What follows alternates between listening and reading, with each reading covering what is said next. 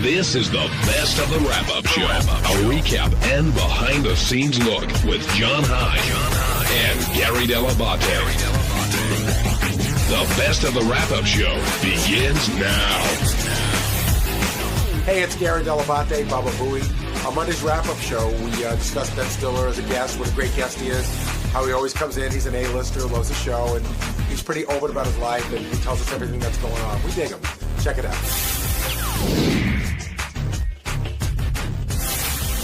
We're going to talk about Ben Stiller, longtime friend of the show, Ben Stiller. Yeah, now, he comes in to promote all his movies, and I think, listen, he's a big star. He likes us. You know, what more do you need? Now, he and Howard seemed that their relationship was going someplace, and then I guess it dropped off. I thought Ben said something that was really telling and not a joke today. He said, yeah, you sort of dropped the ball. And Howard goes, really? I thought you dropped the ball. And Ben said, well, when I didn't get the wedding invite, I figured I was on the outs. And I didn't think that was a joke. I didn't think that was a joke either. Did you, Benji? No, but I also didn't think I didn't think about it too much. You don't have a thought on it, do you? No. I did think it was a joke. How'd you think Ben looked today? Skinny and his hair. He had the funky hair. Yeah. Do you think a couple people said he seemed depressed? Oh, yeah, I got it. No, go ahead. Do you agree? I don't know. That's sort of his demeanor. He's sort of like the gets beat up, but he's a good guy. I mean, he's almost like the character in his movies. But he seemed a little downtrodden today. Well, considering all his success, and he's been tremendously successful in movies, do you think he's a humble guy? I mean, is that a fair way to put it? Yeah, I mean, you can be humble, but like when they said that, when Ben said he doesn't know how many movies he's been in that have cracked 100 million, I was not buying that. I mean, you can be humble and still know that, because when you want to go in to negotiate a contract, I'm pretty sure you got to know what that is. And today, I mean, he was promoting Night in the Museum, the next movie, but a lot of talk was about Tropic Thunder and the balls it really takes to make a movie like that. I think he's really proud of that movie, as well he should be, because he's made some funny movies, but there's some people who go, oh, he makes light comedy, and that was a ballsy movie. And we were saying here today, imagine if you tried to make that movie and Sal was playing the black character instead of Robert Downey Jr. I always said about that movie, the reason why I loved it so much is because that could have gone horribly wrong, and it didn't. It was really well done and well written. And he revealed that he'd been working on that for 20 years. Like, that was a long-time project that he really wanted to do, and it came out great. And, of course, Downey gets nominated for the Academy Award, playing a guy who's trying to get nominated for an Academy Award. I thought the second I saw that movie, I said he should be nominated, because, again, that could have gone horribly wrong in the hands of another actor. And I thought Jimmy did a great job just hanging during that whole interview, and then piped in, in the appropriate places. Now, where was that? Well, I'll get to that. First, we got to get to Ben's marriage, which it seems like he's got a great marriage, 2 kids, everything's great. But he was very honest. He said, all marriages have ups and downs. And, of course, immediately it's like, what do you mean ups and downs? And then Howard brought up the Neil Patrick Harris thing, which, if you missed it, clip number 2, Ted, here's, this explains it. Neil Patrick Harris. I was be it down. He'll be one of the said downs. He never had sex with a woman. He had sex with your wife. Well, now, I don't know if there actually was, he says it was coitus. He might not even know what that is. And he said... It was grosses. He said... I knew then I was gay, because if this is one of the most beautiful women in the world. If I can't get excited over her... Well, he must have been excited, gay, right? That's what he said. Yeah. Now, now, what do you think of this? I don't know what to think of it. I mean, I don't know if it's a compliment, if it's a backhanded, whatever. I don't know. I'm happy that he's happy with his own sexuality. I'm glad that he's figured it out. Did she break the news to you? Had she told you that she I knew that they had dated. I mean, I never delved in for the details. Right. What do you say to that? So he's finding out for the first time today that Neil Patrick said that on our show? No, he was aware of it, he said. He was aware that they dated. No, he was aware of what Neil Patrick Harris said when he came in. But still, how do you have that conversation with your wife? Or you don't even have that conversation. Well, first of all, do you want to hear about any of the dudes that your wife banged before she met you? No. Okay. Then do you want to hear about the gay dude she banged who's like this really gay guy now? No. But again, Ben knows what he's getting into when he walks into the Howard Stern show, and he rolls with things very well. The other thing he didn't want to talk about was Owen Wilson, and this is after talking about a bunch of different things in his personal life. But it seemed like Owen Wilson's attempted suicide was just hands off. Well, they're really good friends. He probably doesn't want to talk about it, but he's like, I'm not going to talk about this, and he started to talk about it, and then it got really crowded in there, and he reeled back on it. But, I didn't think Howard was that out of line. He's sort of like, hey, you're directing a movie. You got just your life's work. It's a movie you worked on for 20 years. What do you do when a guy drops out? Did you think that question was out of line, Benji?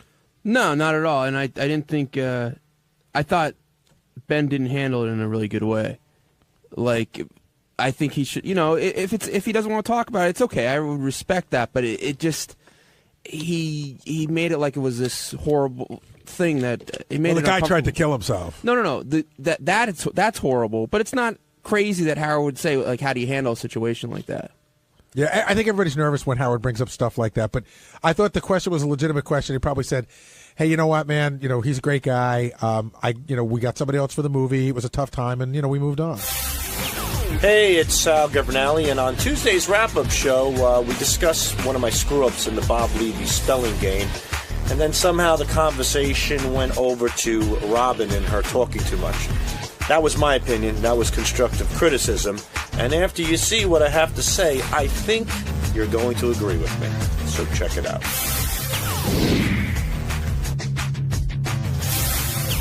Sal, I'm glad you came down here. I see your stuff in your face. I'll give you a second. But I know you apologize for the misspelling and you blame Google and Gary and Robin and everything else, but ultimately you took responsibility for your mistake. No, in an argument where one's right and one's wrong and it's Sal and Google, I think one is Sal, who was trapped in a pizzeria as a kid. Hostage. Hostage. And the other one is a company that recruits Harvard and Yale kids. So I don't know, Sal. It's I think a bad you summed matchup. up. I think you summed it up right there. But Sal, you did the greatest prank ever, you and Richard. It was vintage, you guys, and then you fuck up 10 minutes later. So explain the fuck up. We don't care about the podcast. Exactly. Why'd you blame Google? Talk about your fuck Because up. when Google didn't work, I went to Gary. But did you take responsibility for it? Yes, absolutely. No. I do take responsibility. And, I did it in a way where when I wasn't sure about the word, I Googled it. But the thing is, at the time, I never noticed the top. It says, did you mean so-and-so? Right.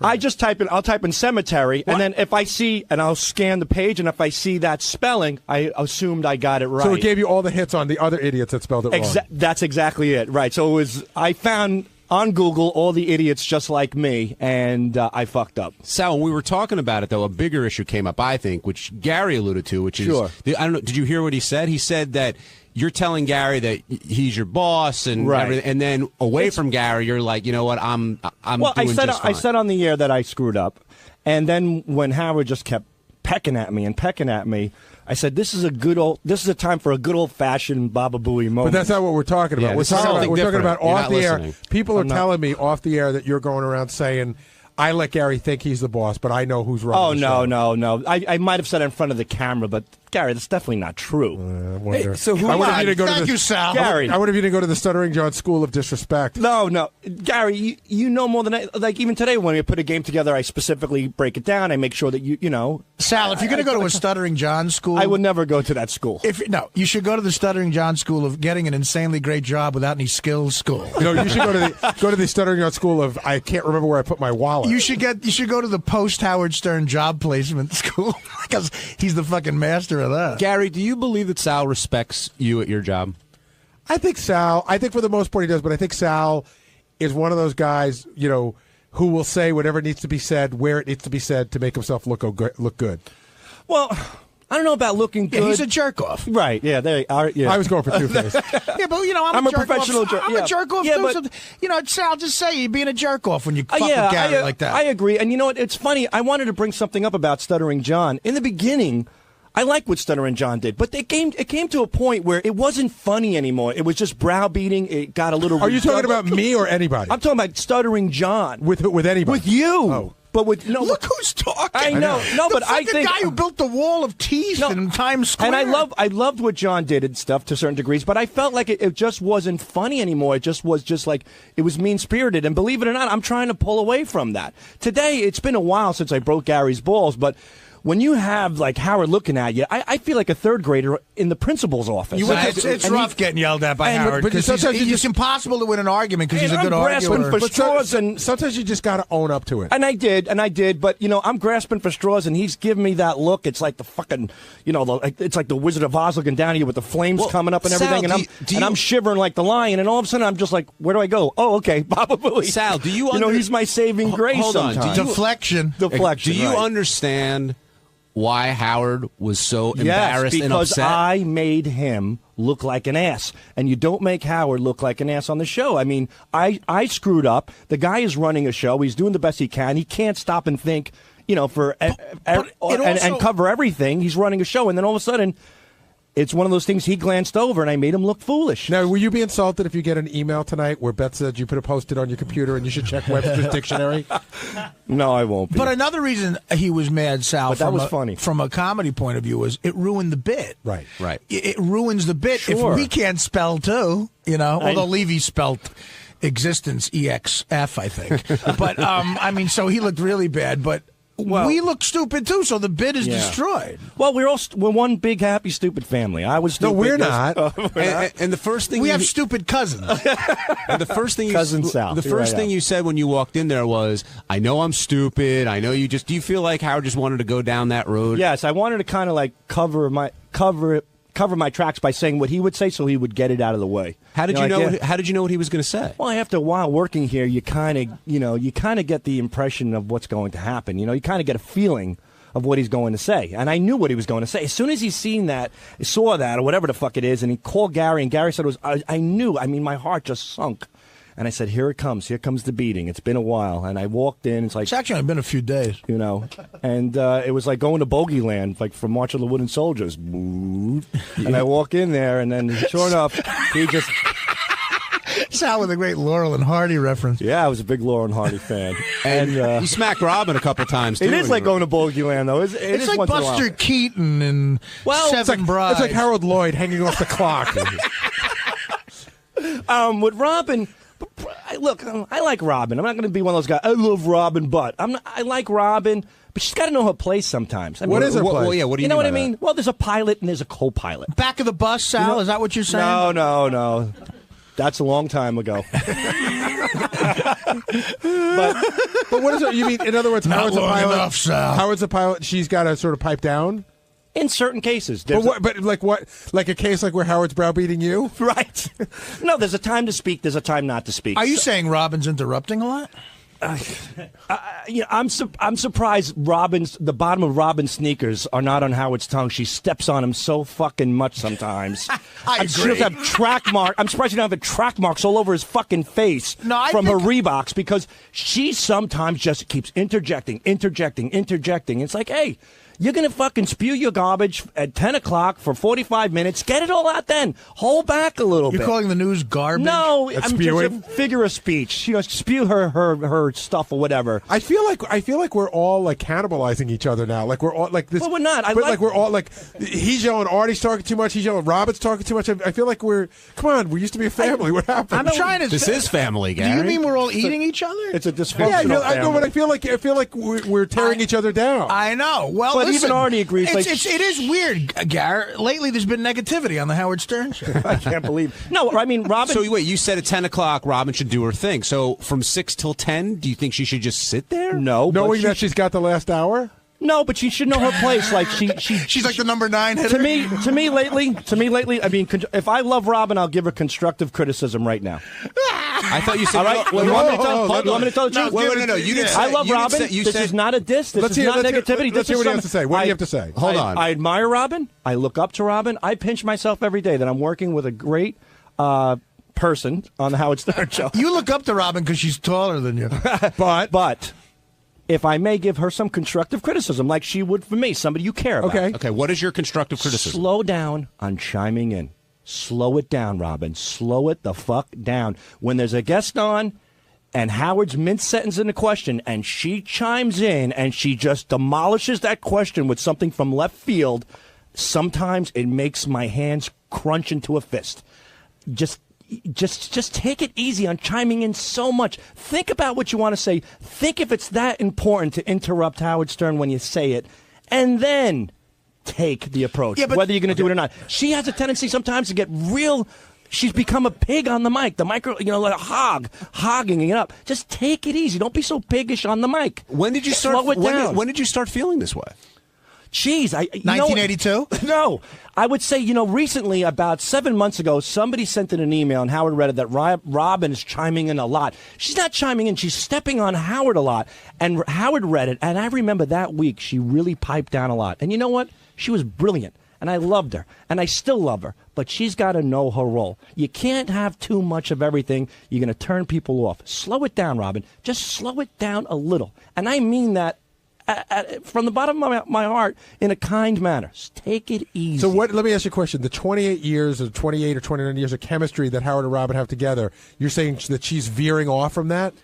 I think she's really good at what she does, but I think she's becoming so confident that she's Robin Stern. You're Robin Quivers. You're the sidekick. You're the co-pilot. Wait for the pilot to make the move, and then listen to him and know your role. Know your place.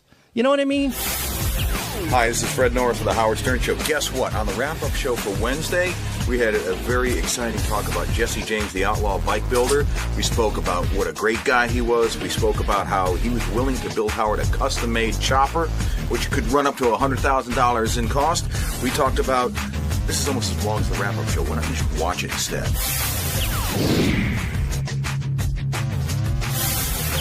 Our in-studio guest today was the one, the only Jesse James. And did you know a lot about Jesse James coming into this, Gary? Knew nothing about him. Really? In fact, I mean, here's what I knew about him. That he used to be married to Janine, that he had something to do with motorcycles. I wasn't sure what. And that he's married to Sandra Bullock. But my first hint that he was more than just a guest came when our very own program director, Tim, came in and said that was his hero. He said that, he goes, "You're my hero." And I didn't understand exactly what he meant. And now as everyone called in, I realized, like, if you're into motorcycles, he's the guy. Well, it's not only that, Gary. That's when Tim encountered you. You didn't see Tim jumping and running down the hallway to get to see Jesse James. I mean, he was just, he had stars in his eyes. Yeah, he said Tim told me he was nervous meeting Jesse James. And I was a bit of a dick. I felt really bad. He goes, "Jesse, I just got to tell you, you're my hero. You're unbelievable. I think the world of you." And I go, "That's so funny," because that's what he said to Arlen Specter last week. Because it's true. He likes Arlen Specter, too. Now, does Jesse James come off as a badass at all? No. I mean, I didn't know much about him, but he's got a really good vibe. He just seems like a good guy. He's like sort of, I read the notes on him, and I see he's been through some crazy shit, but, he doesn't look like he's going to kick your ass, except for all the tattoos going up and down both arms. But he seems like a sort of a gentle guy, and I don't know. I think he came across as really nice. And Tim wasn't the only one who was excited. Fred was happy about it, and I think Fred's going to drop by. But Robin was also very excited to meet Jesse James. Is that the titties were out for him? Is that what the deal was? That's the rumor that was going around. I don't know if there's any truth to that. The truth is the titties were out. Whether for him or not, I don't know. Right. That may not have been the reason. But had you seen him at all on Celebrity Apprentice? No. In fact, I only heard a couple of clips. I heard one clip that JD had pulled for when Dennis Rodman was here, where Dennis Rodman went off on him. So, in fact, I thought I knew what he looked like, and I was completely wrong. I don't know why. I thought he was Ricky Rackman. You know what I mean? Like, that's the vision I had in my head.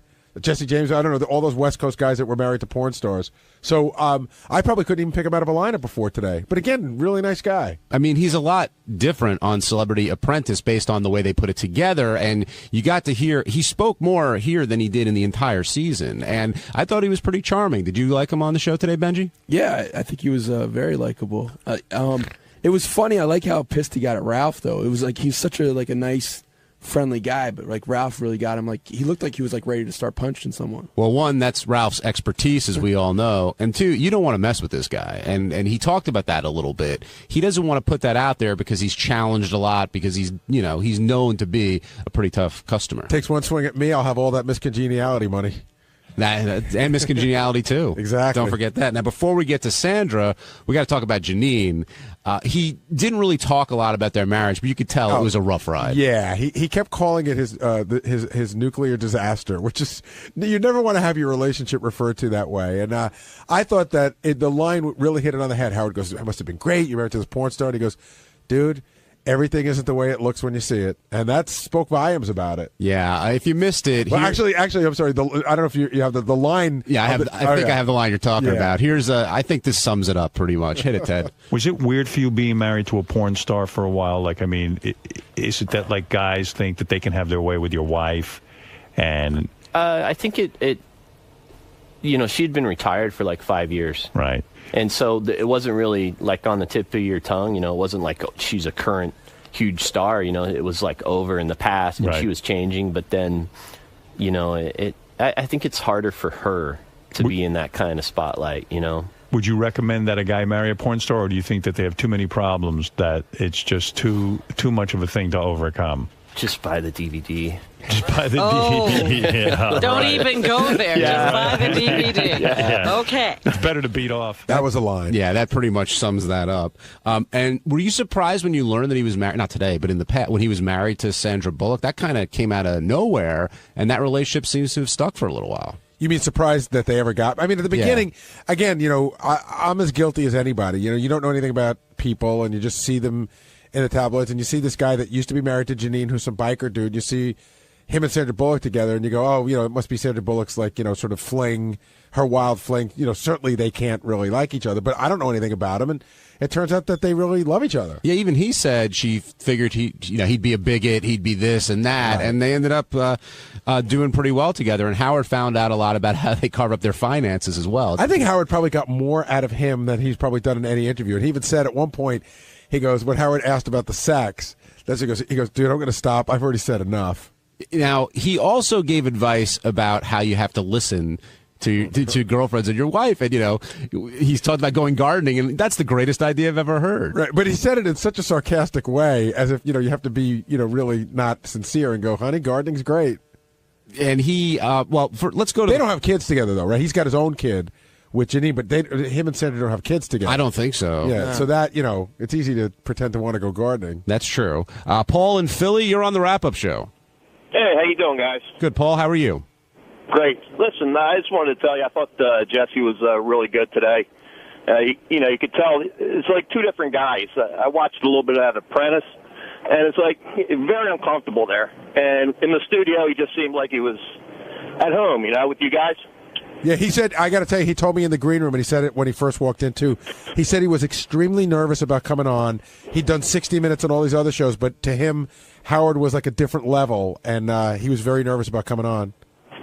Yeah, it just seemed like, he really hit it off with you guys. He was really happy to be there, Yeah, good guy. Good guy. Do you think people can appreciate a guy like Jesse James because of what he does? I think initially you hear, oh, he makes bikes, and he's he just makes bikes. You know what I mean? Like again, I don't know much about motorcycles, and this much what I'm about to say I learned from Fred. Fred will talk in a minute because he just showed up. But I didn't realize that to me a motorcycle is a motorcycle, and that there are guys who make motorcycles that's like a piece of art if you're into motorcycles. It really is. I mean, it's one of the few things that you can buy. I mean, when he was talking, he said the most expensive motorcycle that he made was $300,000. When you think about a handcrafted, personalized motor vehicle for you, that's a bargain. I mean, if you can afford $300,000. That was the other great part of the show this morning was when he offered Howard a bike, to make Howard a bike, and Howard said, first of all, listen, I could buy my own bike. There are Tim came to my office and started jumping up and down again and going, I can't believe he's not going to take the bike. Why won't he take the bike? He's got to take the bike. Tim was very excited out there. What he should do is he should get a Howard wig and go up to him and say, I was just kidding out there. I mean, I really want the bike. Now send it to Tim's address. Now, Fred, you're an expert in this field. I don't know about an expert, but you're knowledgeable. Knowledgeable. How Somewhat. good is Jesse James at what he does? He's definitely one of the top 5 bike builders that there are around. I mean, somebody brought up Indian Larry today, rest in peace. He was one of the greats too, and there are guys that are like that. And I really think it's like the last frontier in terms of like customized cars and bikes and things like that. People don't customize cars that much anymore because I think they all look the same and they all look like jelly beans. But at least with a motorcycle, it's like the last frontier. It's kind of like being a cowboy.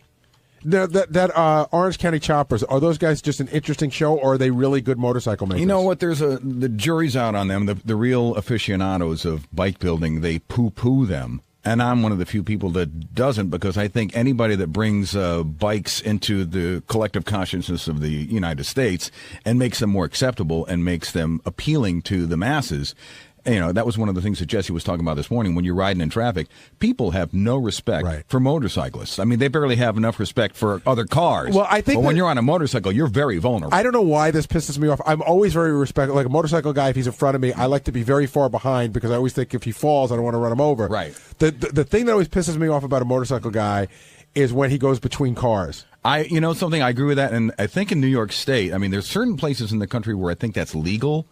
I don't think in New York State that is legal, and I agree. I think it's a dangerous practice, and I think people should not do that because it freaks people out. Well, also, you can't. A motorcycle guy, like on the highway, they always show up in your blind spot when they do that. Well, that again, it's like that comes down to bad motorcycle riding. I mean, I used to ride a lot when I was like 14, 15, 16 years old. I rode a motorcycle before I ever drove a car, and I got a motorcycle again about maybe 10 years ago. I hadn't ridden in years. Maintained my license, hadn't ridden in years, and I, when I decided I was going to go back, I signed up for a motorcycle safety course, took a series of lessons, read a lot of books, and that's one of the reasons I feel fairly confident when I'm riding on the road, because they'll teach you where not to ride in the blind spot, what not to do, the stupid things that you can do to get yourselves in the trauma unit. All this talk about safety, so that brings me to a question. You've known Howard longer than me. Mm-hmm. Is in your time with the show, was there ever any chance that Howard's getting on a motorcycle? Not unless Bianca and Beth were like being held for ransom or something. There's no way that he would do it. On Thursday's wrap-up show, Sal came by, and I don't know how it came up, but we got started talking about Robin again. And Sal at first was trying to explain himself, but then he broke down a little bit, and it led to a lot of good conversation, a lot of controversy, and Robin eventually coming in here to confront him on what's going on in Sal's mind. And I've been trying to figure that out for 3.5 years. But it was a good show, and watch for yourself. Why are you so glum? I'm not glum. Just waiting for my beating. You seem glum. I'm on standby. Why do you say that every time? I'm waiting for my beating. Because whenever I express myself on this godforsaken shithole, I get ripped apart the next day. No, I do. And you know what? I'm going to. Maybe this is a good what thing. are we talking about here? Are we talking about the game, or are we talking about how you verbally attacked Robin? Which godforsaken shithole are you referring to? Okay, I know I attacked Robin. I didn't view it as an attack.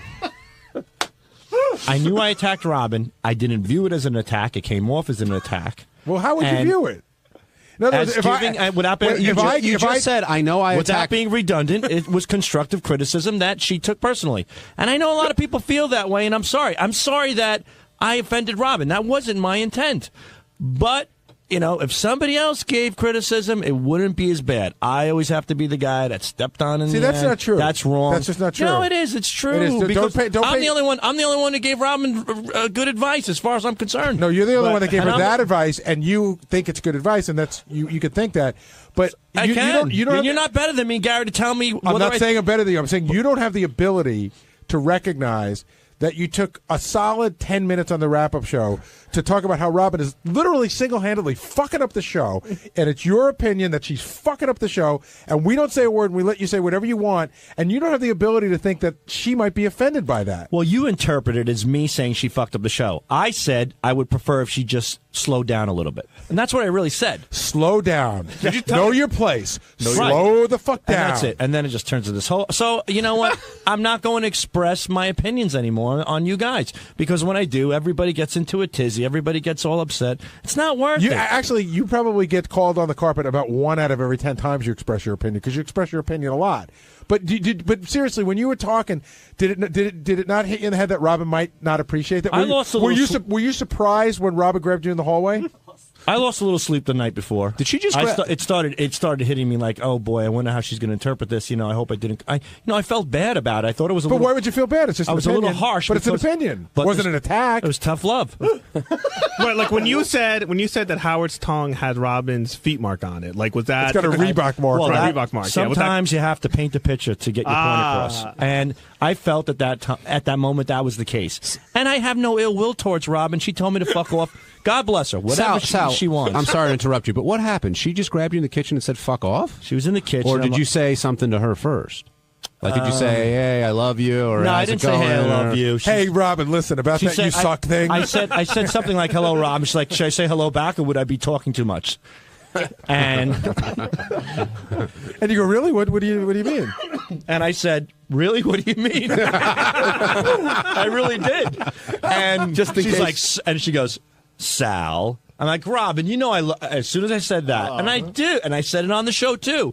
She goes, love you, schmuv. You don't start with that bullshit. You know, just because you have, and she really laced into me. She's like, just because you have problems at home and and you have the ability to stand up to your wife and you have issues with women, you think you could take it out on me? I'm like, no, it's not. That's not the case at all. I go, Robin, that's not the case. I go, I just want to let you know that in certain circumstances, I think you chime. And she's like, fuck off.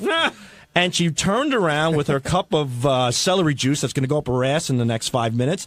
And I said, Robin, I go, let me. She goes, take another step. I'm throwing this in your face. And I'm like, whoa, you know. And that was it. And you know what the greatest part is? I feel, the thing is, I really feel bad. I don't like to have tension between people, especially your coworkers and your friends. I feel bad about it, but it bothers me. Like, I don't know, like I expressed how I felt, but it's not worth it. I don't think you expressed it in a way that somebody would like. You thought it was constructive, but it really did come across as a bit of an attack.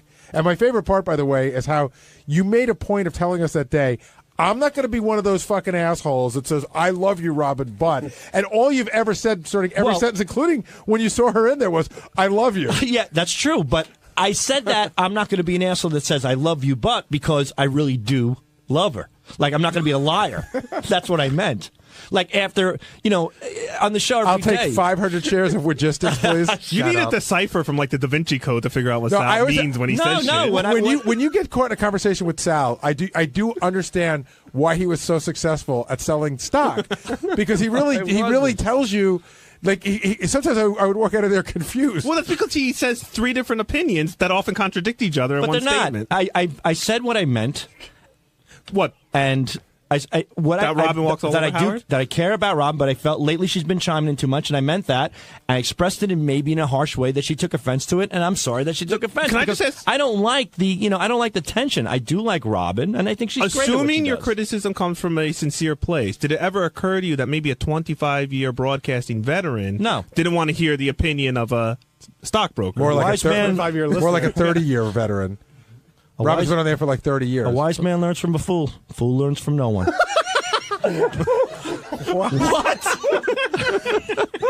It's exactly what I said. If you guys can't interpret that, a wise man learns from a fool, and a fool learns from no one. So that means there's always something you can learn, whether God. No, what it means is a fool has the inability to learn nothing, but a wise man should listen to the fool. Yeah, you can learn from a fool's mistakes. You can learn from a fool and a fool's actions. But there's always advice to be given. So who are you in this scenario? Who are you? Unfortunately, I'm the fool because Robin has the experience. So I'm putting Robin on the pedestal here.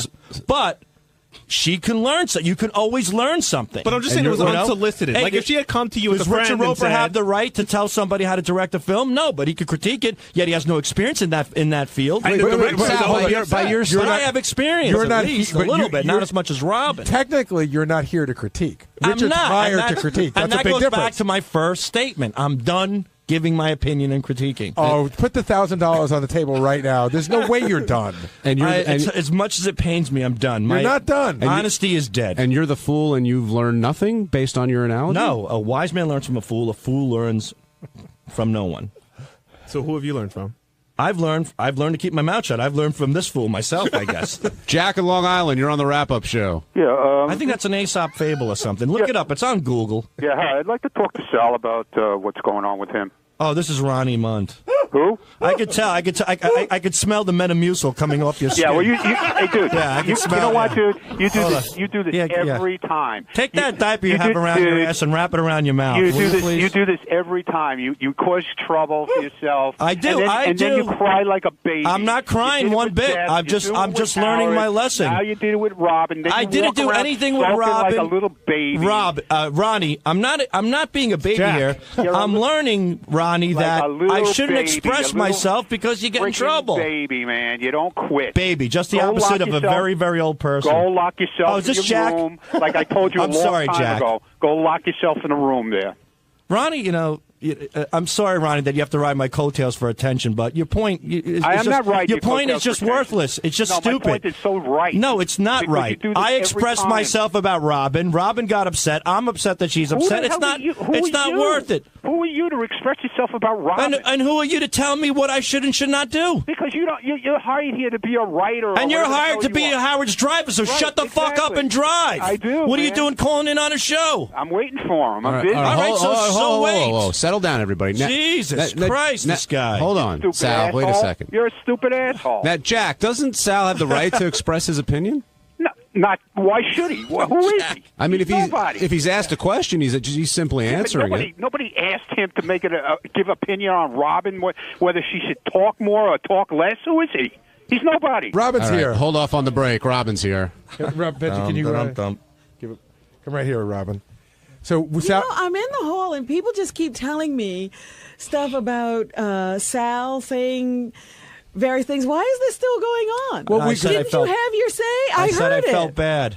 No, he's not. He hasn't been degrading you. What he's saying No, but he doesn't. said he was delivering a communication. I got it. He doesn't. We were asking him how he could go off for 20 minutes and give his opinion. I put in quotation marks, and I said, "Did you not think that it might come back to bite you?" And he goes, "No, not really." Well, when somebody said Sal didn't understand, I said he could stop there.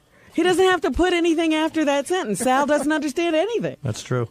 Just say that. I don't understand. I don't understand. I would egg you on, Robin, but right before you walked in, Sal's like pretty much on suicide watch right now. No, I'm not. Ronnie told me that Sal said he's losing sleep. I said, you shouldn't tell me that.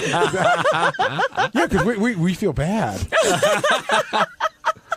So, Robin, did you take Sal's advice to heart? Oh, shut up, John. Do you really think I would take Sal's advice for anything? No.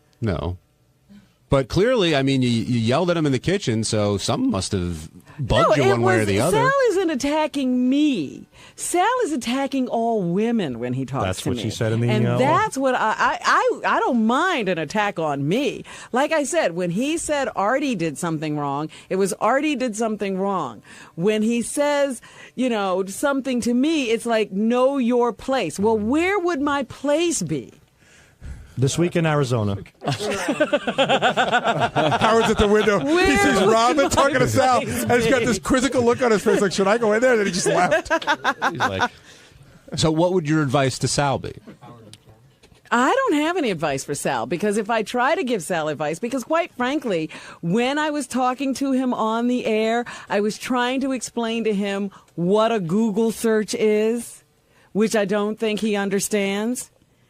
And I got, know your place. Shut up. Stop piping up over there. So I can't give Sal advice. Robin brings up a good point. Like, when you fight with Artie, why don't you tell Artie to know his place? Because Artie threw a CD at my eyeball. Are you still angry at him, Robin? I'm not angry at all. I didn't even know this was going on. And people are telling me. I said, but the worst thing to tell me is that I made you lose sleep, because I'll keep you up the rest of your life.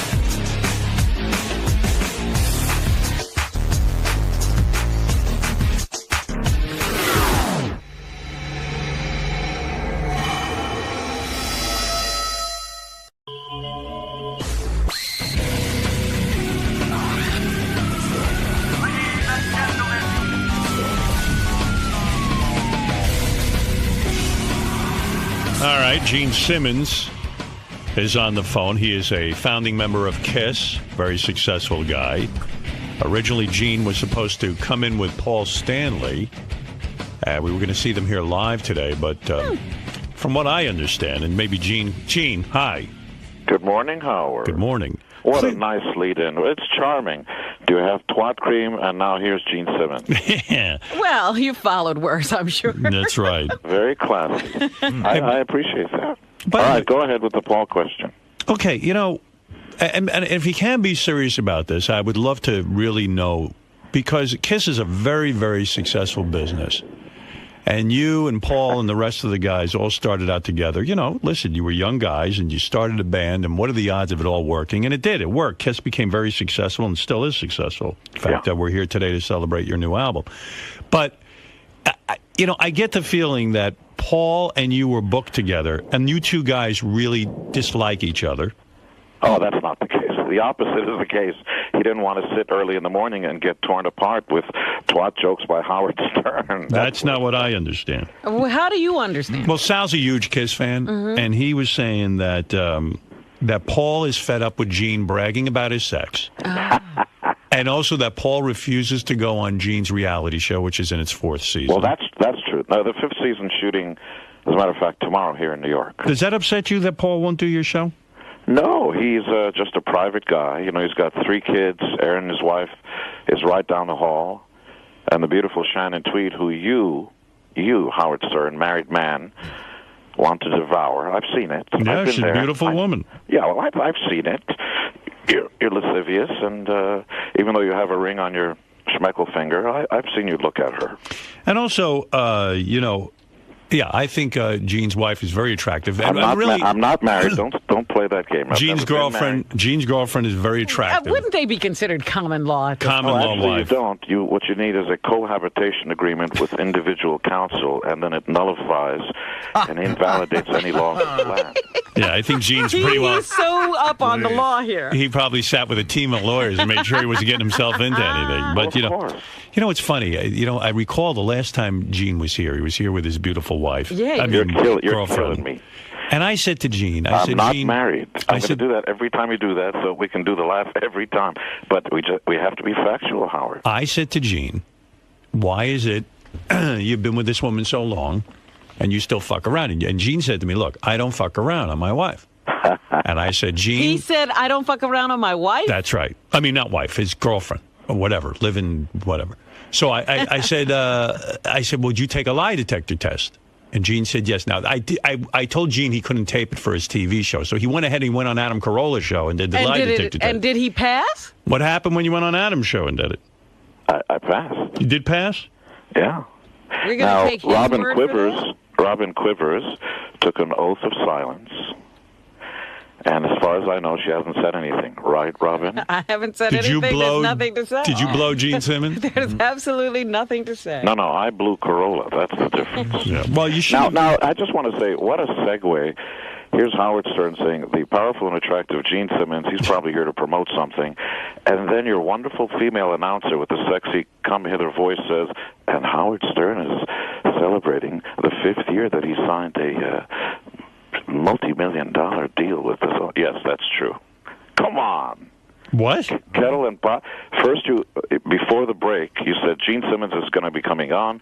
He's probably going to be promoting something. No, listen, wait a second. You can't compare my career. Gene, you can't compare your career with mine in the sense that you sell everything. I do not. Yeah, but I don't call myself the master of media. I just call myself the master. The king of all media thing was a goof. Oh, really? Yeah. You sell everything. Listen to this. Gene went on eBay. I did not. Hold it. Did you not sell your kidney stone on eBay for $15,000? Yes.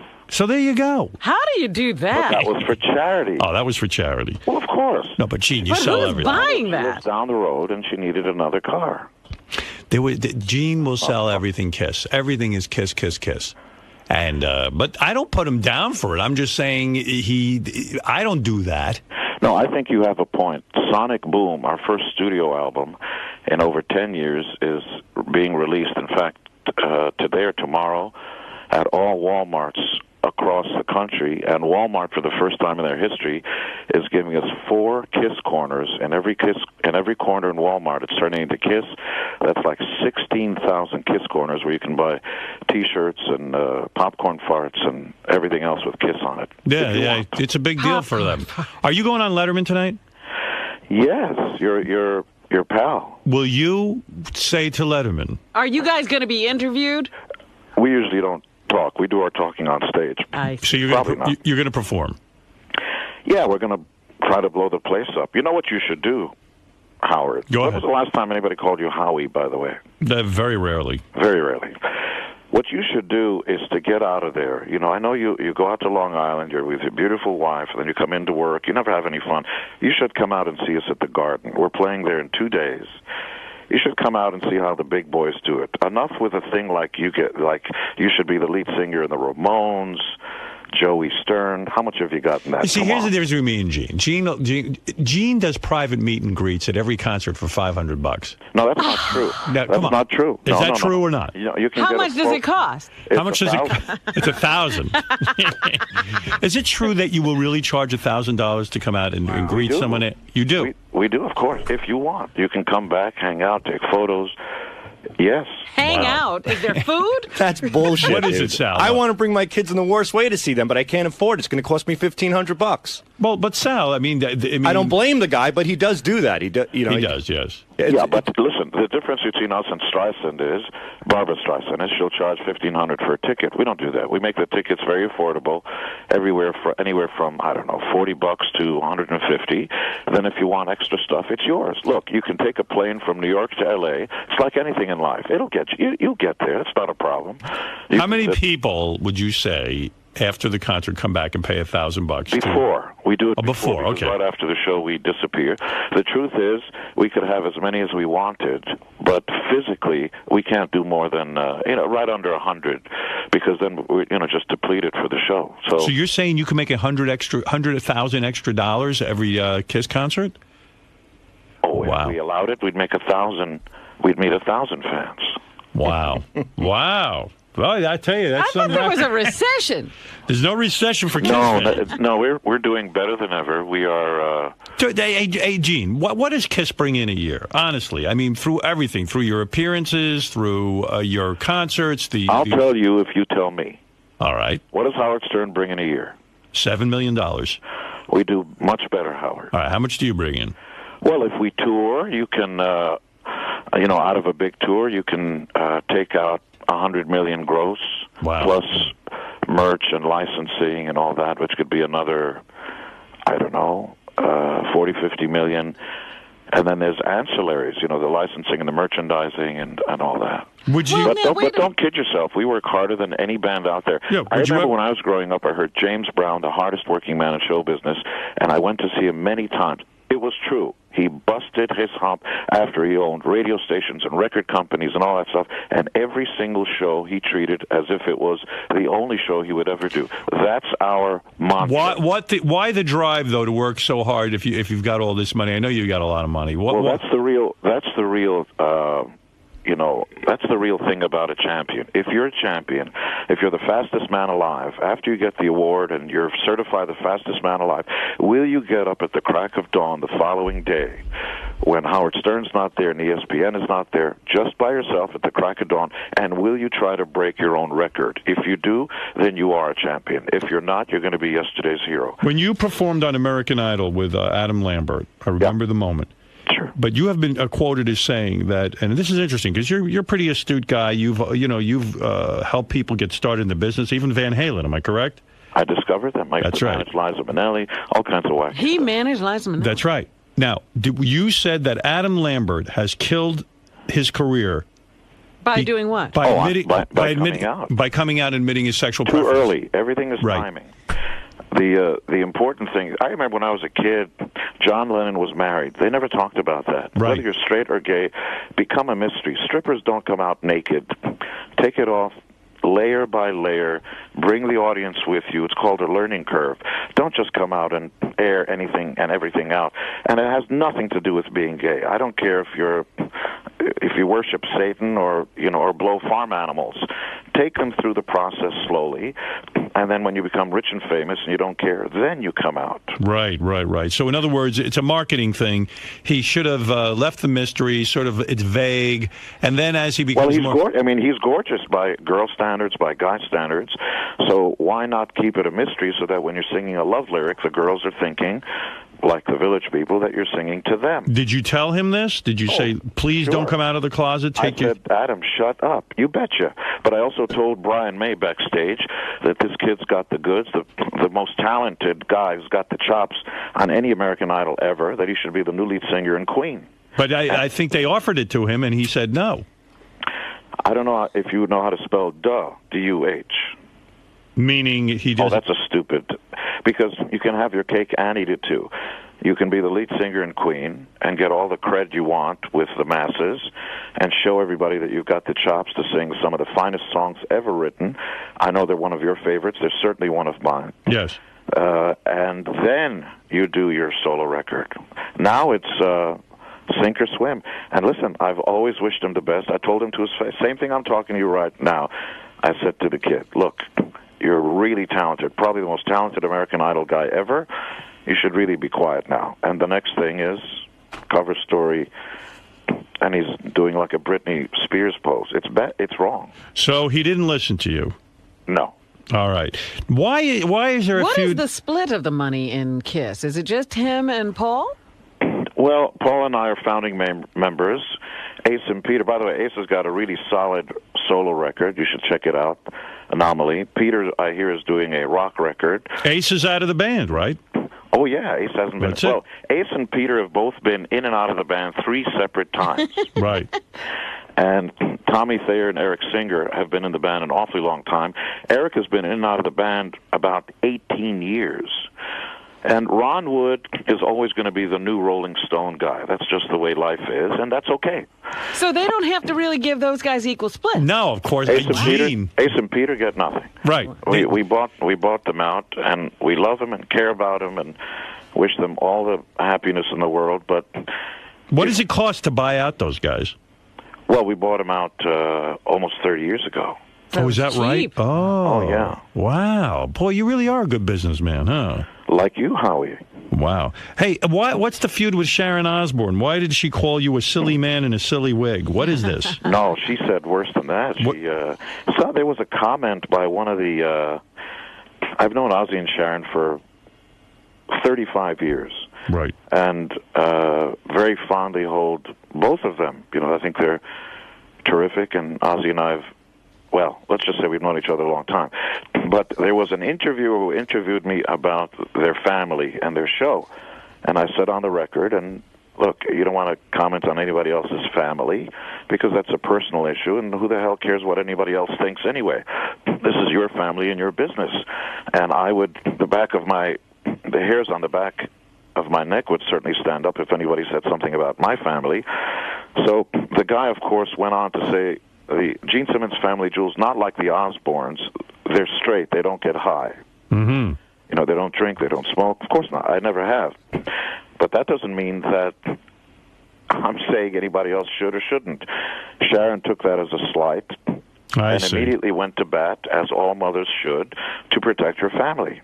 I see. So you're going to straighten it out with her or not? Oh, she let it go right away when she realized what the article was about. I see. All right. Now, when you go on Letterman, because you are going on Letterman tonight, I want to ask you one last question about this. What do you think about this? Just as a man who has, betted 1 million women, are you shocked by Letterman's secret little room and the fact that he has sex with some of the women who work on the show? Are you shocked by this? No. But isn't it kind of shocking in the sense that he isn't like Gene Simmons, who admits to all this stuff? He's kind of a guy who's shocked even to hear the word sex, let alone to even think about Power sex. is the ultimate aphrodisiac, and I don't mean AFRO. Right. Like Aphrodite. And women anywhere around the world are always attracted to powerful men in powerful positions. But did you think David was acting on it? Oh, yeah. Oh, come on. The suit is he's very coiffed. He comes out with a 3-piece suit and stuff and looks great, and the jokes are very reserved. He's got to let out someplace. I bet you he puts on masks and gets out there and has a whoopee of a good old time. You think he's into some wild stuff?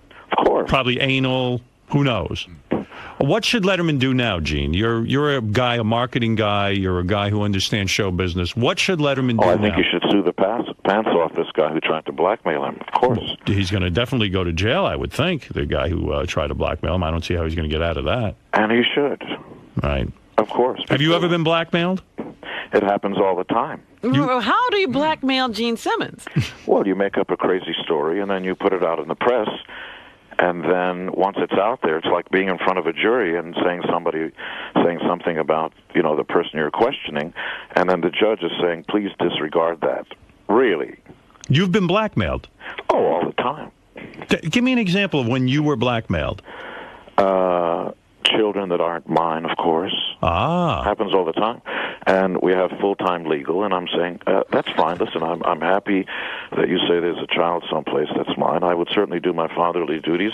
Please let's get together, arrange. I'd like to meet the child. I'd like to take my DNA and yours and do the right thing. And they never show up. But then we go after them. We find them, we hunt them down, and do frivolous or blackmail. Are they women that have actually had sex with you, or are they women who just Sometimes it's not women. Sometimes it's a guy who puts up... one of his girlfriends or somebody to see if they can get some money out of Gene Simmons. Do you have any kids outside of your relationship with Shannon? Absolutely not. You do not? No, we have... You were blackmailed over your sex tape, right? Oh, it happened all the time. Did you get blackmailed over yours? I don't have one. Howard. What? Okay, I'm not playing this game. It's your show. As a guest on your show, I wouldn't go there. If there was a sex tape of me, no one would believe it. How many times have you been in Scores? Oh, many times. He's the king of all media. Sure, many times. Are they taping you and in how many Scores? times have the girls... It's called a cell phone. And how many times do they come over to you, Howard? All the time. Okay. So then there is a sex You're a married tape. You're man. right. I respect your institution. I haven't gone Your to- wife's name is... Beth. Of course. And you're saying there's no kiss connection, right? You keep talking about the Ramones and your wife's name's Beth. You stay away from my wife. She's a gorgeous woman. That's right. Well, I don't trust you for a minute. Hey, listen, the new single is called Modern Day Delilah, which is from the Kiss's new album, Sonic Boom. It's available today exclusively at Walmart and Sam's Club. Hey, the Sonic Boom album isn't just a single record. You put your $12 down, and you get a 3-disc, in essence, box set. You get the brand new album, produced by Paul, by the way, and a second disc of the band right here, right now, doing 15 more songs. Did you write these songs? We co-wrote about half the album, and Tommy Thayer wrote When Lightning Strikes, and both Tommy and Eric sing the first songs on the record. And there's a third disc. There's the live DVD of the Buenos Aires Stadium in Argentina, which we just did in April. And Kiss is currently on its Kiss Alive 35 tour, and for tour dates, go to kissonline.com. Well done. All right. Thanks, Gene. You're a powerful and attractive man, Howard. Thank you. I appreciate that, as you are as well. Okay. Bye. All right, Gene. Later. There he is, Gene Simmons. All right. Very... He's got a lot of advice. How many people, how many guys out there, Howard, you think make about 50 G's a year would spend $1,500 to meet? I don't know. I mean, you see, Gene was trying to make some sort of analogy between what I earn from Sirius, right, and what he does. Yeah, but he could only compare what he does on stage or gets for records, because that's his real business. Yeah, I mean, I listen. Gene can do whatever he wants with Kiss, but I think it does sort of lessen what you are to sell backstage for $1,500 or to sell a sponge or a T-shirt too much. But it doesn't seem to have dampened their fans' enthusiasm for them in any way. No, it hasn't. And maybe I'm just an uptight asshole who doesn't think... my career, I never thought it was a good idea to sell all that stuff to the fans. I would sell things from time to time that I thought had some merit, but, maybe a DVD or a tape collection or something like this. But I don't know. I disagree with... For my career, I don't put down Gene for it if he wants to go sell all that shit. You do. Okay, a little bit. All right, a lot. But... Anyway, that's Gene Simmons. But he's no hypocrite, Gene Simmons. He stands up for it. He's always straightforward. He's straight about it. I'm a businessman. He goes, we do not charge our fans $1,000 to come backstage. We charge $1,500. No, it's not $500. It's $1,000. Whatever. I mean, it's he doesn't apologize for it. He'll tell you straight off. Remember he had the Kiss credit card and they got a nickel for every time you spend. And he goes, everyone go out and spend because Kiss will get a nickel every time you use your credit card. Look, I'm still hung up on the coffin. Yeah, that was wild. The Kiss coffin. I believe Dimebag Darrell from Pantera was buried in a Yes, Kiss he coffin. was. He requested it.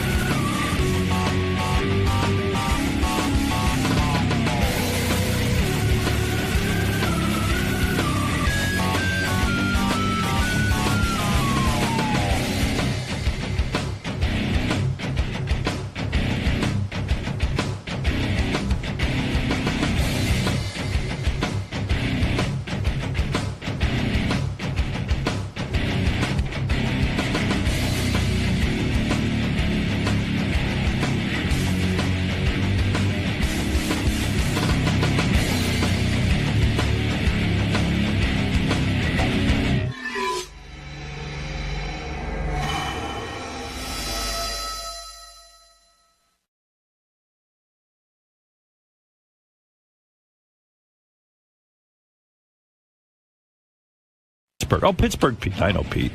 Yeah, Howard, thinking about you again. You're in your 50s. Right. I'm 55, Pete, and in January 12th, I will be 56 years old, and I can't even imagine it. Yeah, you're on your way up to close to Ronnie's age. He's going to be 60. And well, let's not rush me up to 60 yet, but... Yeah, it takes a couple of years to get there. Yeah, still. give me a break. He has a full term of college before he's 60. Right. It's a lifetime. I'm 30 years old now, so you're 50. I mean, you're 56. 5. So what is it like in your 50s? That's what I want to know. Like, are you enjoying your life still? Pete, I am enjoying my life from the sense that I'm very, very happily married. I enjoy my weekends and time off, and I'm enjoying work more than ever. So it's a great place to be. My kids are older, which is kind of nice. They're doing well. I'm happy to see that. I'm out of the woods in the sense that, you wonder when you have kids, gee, are they going to grow up to be good kids? Are they going to be normal? Are they going to give you a hard time? Yeah, what kind of adults are these going to be? So I feel out of the woods. I think they're good kids. They're nice kids. And I love them. And the thing is, so that's a good place to be. I wouldn't want to go back into my 30s or 20s and start over professionally. I like where I'm at in terms of a radio performer. I know how to get behind a mic and do a show and all of that. So all that's good. Listen, I came to a conclusion a long time ago about radio specifically, that the person who doesn't grow or change is dull and remains dull and will never, ever succeed. You constantly have to evolve and change. And I don't mean just from, like, whether or not you play the dating game on the air. I mean your whole lifestyle, your opinions, your view of the world has to evolve, or else it's a dead issue. You're done at a certain point. You're acting if your life is changing, but your character isn't. And I know I get criticized. Some people love the Billy West years. Some people love the Jackie years. Some people love the Artie years. Some people love this. They love when I did the Channel 9 shows. But I've always tried to just give you me honestly, and that's the same. And this is what it is. This is what it is. And when people get tired of it, if I sense that my audience is done with me, I will leave. That will never happen. Well, there you go, Pete. I like your optimism. That's never going to happen. There's nothing else out there that's really going to captivate people like your show has. You know why I'm good on the radio, too? I was thinking about me the other day. Most of my day, I think about me. That's a surprise. You were thinking about you? 99% of the time, I think about me. And then the other 1% is the rest of you. So I was thinking about my radio career. I was reflecting on it. And it was hard not to, because everywhere in my office is a piece of memorabilia about my career. You've gotten it to the point where you can't not think about it. I fully embrace myself. I never used to, but now I do. Every award, everything is surrounding me. It's like a museum. It's a museum to me. The Hall of Howard. Hall of Howard. Radio Hall of Fame. Because believe me, what else is there? And so I was thinking about me, and the reason I'm good on the radio is, A, it's a certain ability, certain talent. That's one thing you got to have. B, there's 4 things you got to have.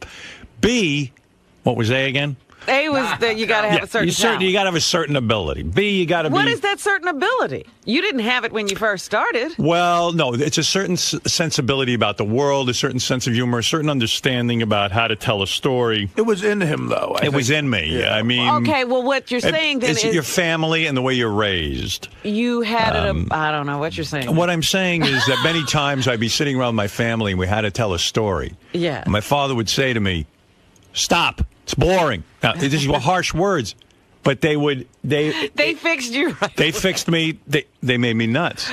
They made me neurotic. It was mean, but nevertheless, they go, edit yourself. Most parents today listen and indulge every word a kid says. And quite frankly, they're healthier, but they're big bores. You hear some of my callers. They can't even, they do a wind-up for 15 minutes. Yeah, they can't even get into the story. They're bores because they've been overindulged and they've been told that everything they say is brilliant. So what I'm just trying to decipher here is it still is something you learned. It wasn't an innate ability. You say your parents molded you. Yes, that's true. I agree. Well, not just your parents. It's just but there also is it's like a great musician. They have a musical ability. Yes, they had to sit in their room and learn the guitar, let's say, Eddie Van Halen. But there's a certain ear they have and a certain ability to understand music. There is a talent there. Okay, so then it's two separate things. That's right. It is a physical sort of gift you're born with. B, it's also the way you're raised. That gift could remain dormant. Like if Eddie Van Halen hadn't had certain surroundings, if he hadn't had certain influences in terms of music, it might never have emerged. He might not have felt comfortable enough to encourage that. So it's partly environmental. It's partly sort of what you're born with. A certain ability to speak. Okay, so you had a certain awareness of the world and a sensitivity and a sensibility toward information and outside events. For example, my father was in radio. He was an engineer, but I was exposed to this idea of the microphone, people speaking into it. He was also a recording engineer. He had a recording studio. So that was instrumental. That's part of it, yes. Instrumental is an okay word to use. That's fine. You would not have been on the radio without that, is what you're saying. It's one of the components. That's right. Now, also... The stars aligned, Howard. It might have been from God. You have to give God a little credit once in a while. Well, yeah, that's what I call the thing that you're born with. This ability to look at the world and say, gee, Mad Magazine's got the right idea. There's satire there.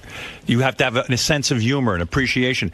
Sense of humor has to be cultivated by your environment, but also you have to have that ability. It's sort of an ability somewhere inside of you. Yeah, now there's another thing. Where does sense of humor come from? Well, as Pete puts it, if you believe in God, or if you believe in the universe, nature, whatever it is, or the genetic sort of soup that we come from, it's just sort of something that's there. Like Beethoven had his musical thing, and it came out early. That's how Artie made it to the point where he's at now. Well, hold on. We'll get to Artie. Artie's a whole nother case. Artie defies. I also think it has to do with the atmosphere. It's a combination of being born with it and the atmosphere you grow up in that develops. That's correct. Now, the third component, which is essential in any success story. Now, I don't care what you apply this to. Pete, what do you want to be in life? What do I want to be in life? I'm not even sure at this point. All right, okay. Well, we were specifically talking about you. Said you were thinking about But here is the other... And these four things. Here is the essential component. You talked about the essential component. Here's the third thing is the essential component. And that is... I want to see who's paying attention at this point. He's making it up right now. No, I'm not.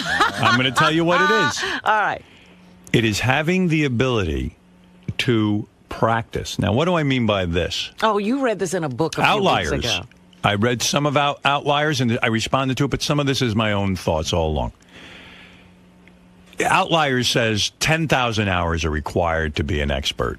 Now, I've never added up the hours, but the hours of me watching television, listening to Brad Crandall on the radio, putting this together, seeing my father, and then actually having the time to develop this. WRNW, I was working a 6-hour shift, 6 days a week, and I got hours and hours of practice in college. I'd go down to the college radio station and start to practice.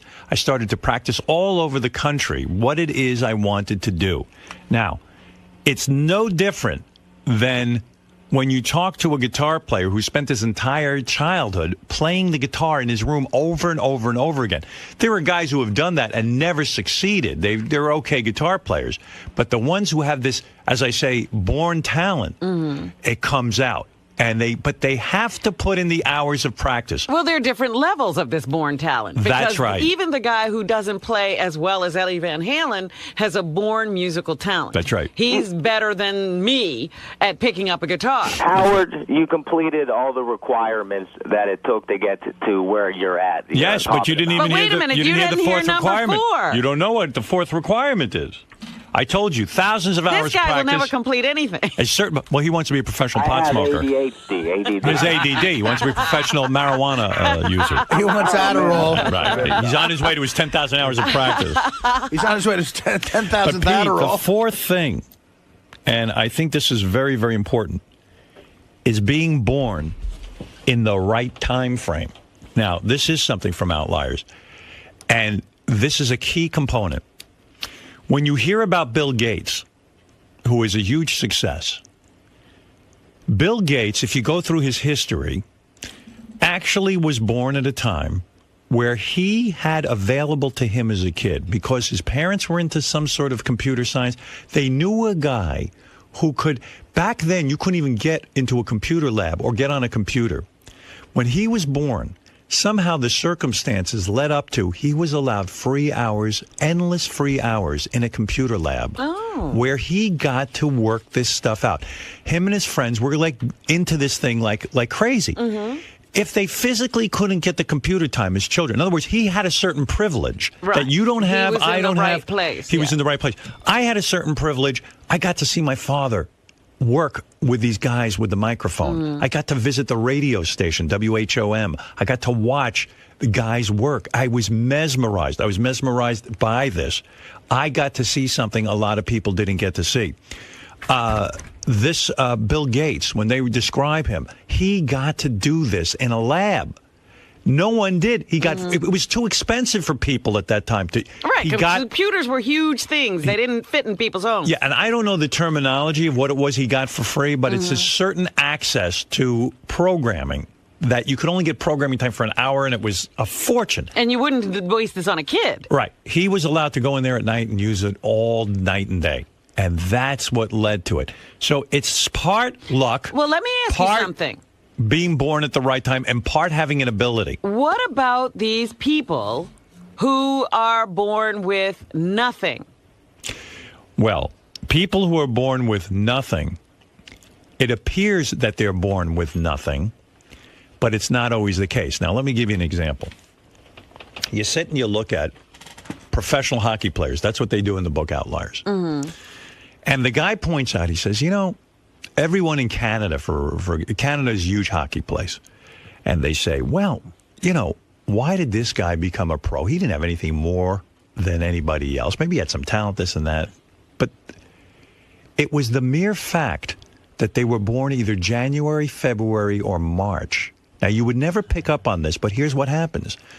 In the school system, it's a full year. The kids who are born January, February, March are physically bigger.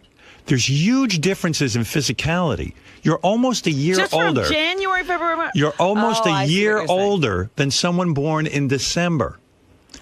And what would happen in hockey, for example, kids would go to school and the coaches would look for some star players. And they take the bigger kids. The bigger kids, and also the kids who were older. They were a little more mature. They could understand a little better. They did better in school. They've even found that kids born January, February, March, because they're that almost a year older, they do better in school in the beginning. They get more attention from teachers. Therefore, they thrive a little more, get a little more encouragement, or notice more, and they actually do better at certain things. But the hockey example is one where you are physically bigger. Now, they did find some hockey players who excelled who were born in, let's say, later months. But the majority, the Canadian hockey players, because of the system and the public school system, January, February, March, I think it was something like 70%. Yeah, but they at least had a hockey system. I'm talking about somebody who winds up what I'm saying being is, the president of South Africa, born in, what did Nelson Mandela have? Well, what I'm saying is we don't know that because I don't know the history of Nelson Mandela, but there could be something as simple, Robin, as the day he was born. Because who would pick up on that with hockey? The day he was born was very helpful. I said not that, but there are circumstances that lead to somebody becoming great.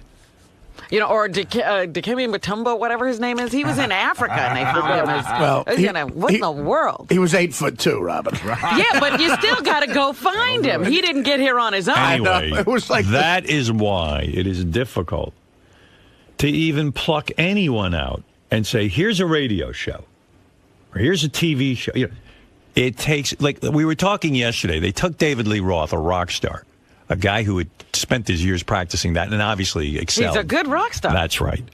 And they said, go on the radio. Go do a radio show.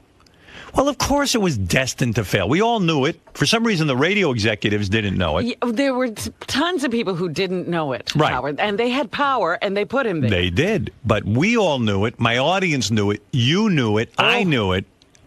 It would have been like you touring as lead singer of Van Halen. Exactly.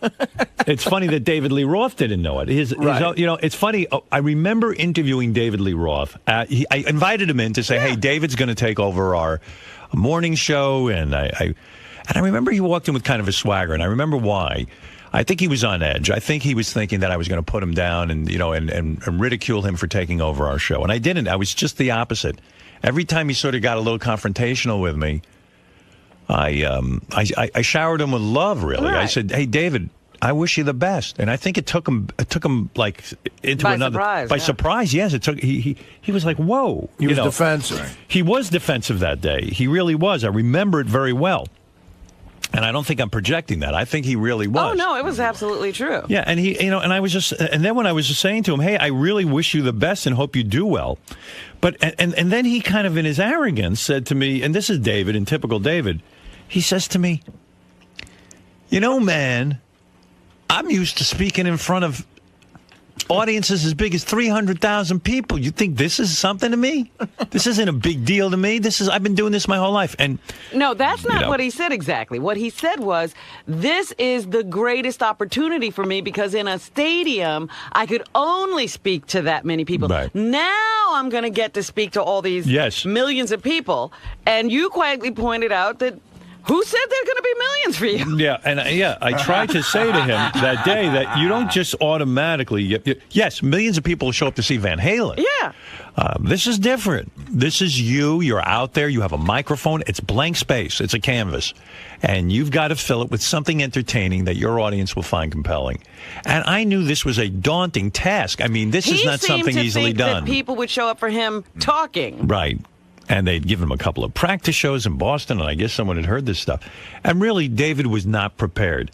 The guy would have needed his, as they say in Outliers, 10,000 hours of practice, really. And who even knows if he has that talent anyway? He didn't. Who knows if he had one of the 4 requirements? The show was okay. Yeah, I mean, listen, everyone has a story to tell. I could listen to someone on the radio and tell them what they need to do. But can they do it? That's the other thing. It's a matter of, can you actually do it? When I hear someone on the radio, I go, "Oh, here's how you fix that." But then I go, well, if they're not going to hear that, how are they ever going to fix it? And you would feel that way towards everybody. That's the thing. You would put your mind beliefs above everybody else's in the world. Wow. In radio, yes. In radio, I believe I'm as good as it gets. That's how I really do believe. And I'm not saying it from arrogance. I'm not saying it out of any sort of pompous notion. I don't feel about that way about anything in my life. I go to a psychiatrist 3 times a week and I go, I don't even know how to be. I don't even know how to be a human being. You don't know how to be you. I don't even know how to exist. It's pathetic in there. I mean, it really is. You would think that I was an entire mess. But nevertheless, when it comes to this, radio, I mean, I'm as competent and as I am the Beethoven of radio. Well, I said it early on. I couldn't understand how other people couldn't see how much you knew. And when they were, when we first started, when we were at DC 101, and they would sit in the room and they'd start trying to tell you things, I was like, don't they realize he's the smartest person in this room? Well, you know what? Don't they know they should be listening to him? It led to a lot of frustration. It really did on my part. I'm sure. I would go home and sit there and go, why do I would visualize the whole thing, and I'd say, why don't they get this? Why don't they let me loose? I don't get it. I mean, when Pig Virus and Dom Fioravanti and they were the worst. And John Hayes. That was another one. I mean, all of them. I sat there in a room and I said, this is like it would be as if Eddie Van Halen had to get guitar lessons from me. I mean, it was ridiculous. Can you imagine people trying to tell Einstein what he should be doing? Here's what you ought to do with that brain of yours. Yeah. I mean, it was that annoying to me. And I don't have this ability at anything else. It's this. I get this. I know what to do with this. Give me a fucking microphone. Give me a room full of my crew. And let the symphony begin. And that's what Sirius Satellite Radio has been to you, Howard. It's the pinnacle of your career. I'll tell you why. You're respected, and you have the power there. You don't got to. I know. I'm not respected. There's still people who don't believe I know what I'm talking about. Believe it or not. Who? I don't have to say names. They still think they know better than me. But I'm going to tell you something. One thing about here, I get more respect, and there's another thing I get. For the most part, I'm left alone. And this is the smartest thing you can do. Every time certain people poke their nose into this and start to mess around with my people, and I hate to be cryptic, but when they start to mess with my people, when they start to offer them jobs, when they start to tell them how to do their job, it is as I look at them as flies who have no conception of what is going on. And I look at them and I go, how dare you question what we're... I don't even mind questioning. Questioning's good. But for God's sakes, what makes you think you know better than we do? Don't come in here and inflict your pain on us. Sure, listen, I'm not above criticism. I know there are things I do that are very boring on the radio. This might be boring on the radio. But for the most part, we're able to hit some home runs out of the park. And stay around. And stay around for the party. There'll be one today. That's right. Right now, there might not be a home run, but there will be one later. I can almost guarantee it. You can't hit one every time. Right. Look, there are no slumps here. That's right. We come in to do a show. And so, the reason I flourish here is, number one, they have an understanding to leave me alone. And by leave me alone, they're smart about it. They say, listen, we think you know what you're doing. Here's a tough question. What sense does it make to not promote that you're going to come back to Sirius for no matter how long it is? So people can resubscribe, new people will join on, they're secure that you're going to be there. And we know you know this already. I don't know what you're saying. What I'm saying is, why wouldn't you tell everybody, ladies and gentlemen, I'm going to be around here. The radio show is going to continue. Because I don't know that that's true. And I'm not going to lie to my audience. He's claiming you know this already. No, I don't know. I had a conversation. I had 5 conversations this weekend with my agent. Mm-hmm. 5? About this, yeah. Because he claims I'm unavailable to talk to him. I go, it's just the opposite, Don. He's the one that's not in the office on Friday and Monday. Oh, my God. You can't find him. I said, listen, I call you as soon as you call me. So we made an appointment to talk, and we got into some really good conversation. And we had 5 conversations about this very topic. Mm-hmm. And I do know what I want to do. I do know, Pete. Yeah. But I don't know that Sirius is going to go for it. You know what? If Sirius and I sat down in an easy way and sat down and said, here, let's continue on, it would never be that easy, because there are things that I would like to be able to do, mm-hmm. and there are things that I want to go and do, and I don't know that they're going to go for it. I have something in my mind where perhaps we could continue here. They have to go for it. They don't have to do anything. They don't have to do anything. Listen. You created this. No. Look, I did not. It was here before I. Granted, I think they would have gone. I think Sirius would have been out of business had we not gone. Look, he created a lot of things in radio. Right. And they let him go. Right. And we see what happens when they let me go. Well, they let you go, but they still let you go. But they do. Listen, I don't know, Pete, if it'll make sense to the company. And I am a loyal supporter of this company. I love this company. I think satellite radio must stay around. I think it's terrific. And I think it's only going to get better. But the fact of the matter is, and by the way, someone said to me, you know how you say amazing on the radio? Mm-hmm. I say the fact of the matter is way too much. I was criticized for that. Oh, dear. But the fact of the matter is that we could possibly be around some more here. But who knows? Pete, if I had the answer and I could tell you, I would give it to you. Waiting for it. I don't know that it's going to be so easy to bang out a deal. Man. I don't know. I'll tell you why this show is successful. The fact of the matter is Robin's amazing. Well, that's right. That's right. You want to know something? And I'm going to take credit for Robin. Full credit. Full credit. Because you didn't give birth to me. Give somebody everything something. but let me tell you something.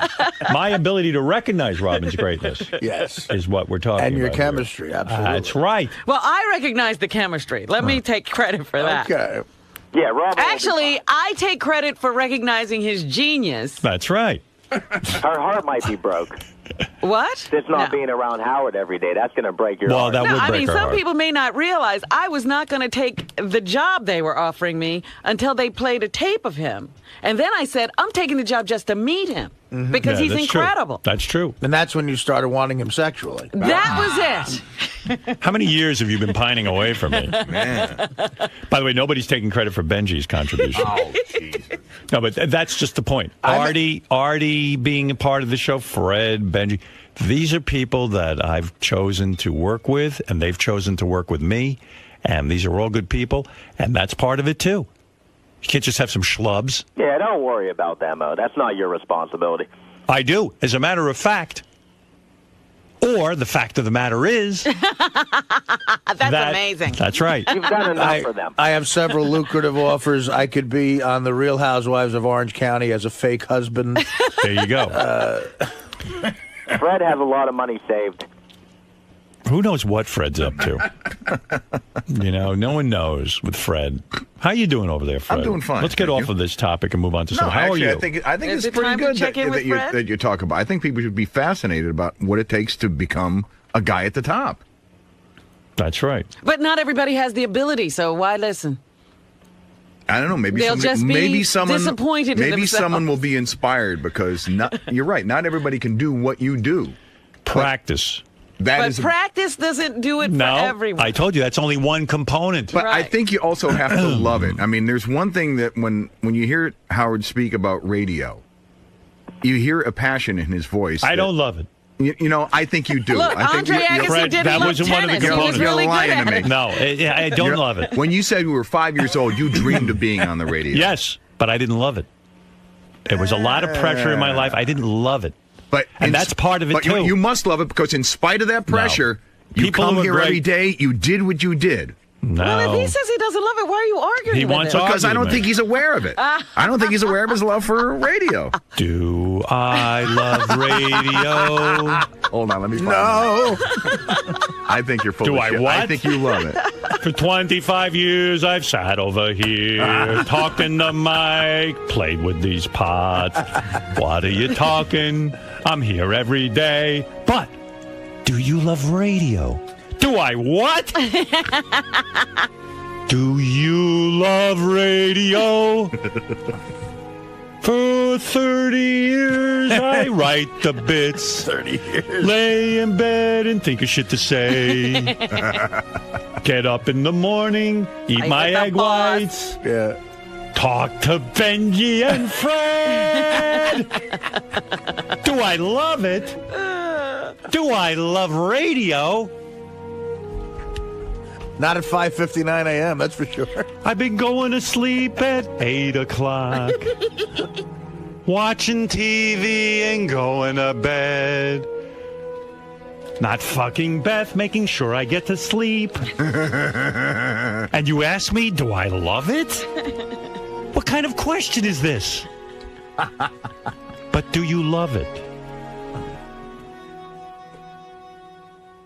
Do I love radio? All right, thanks, Pete. Good to speak to you. This is the best of the wrap-up show. A recap and behind-the-scenes look with John High and Gary Dell'Abate.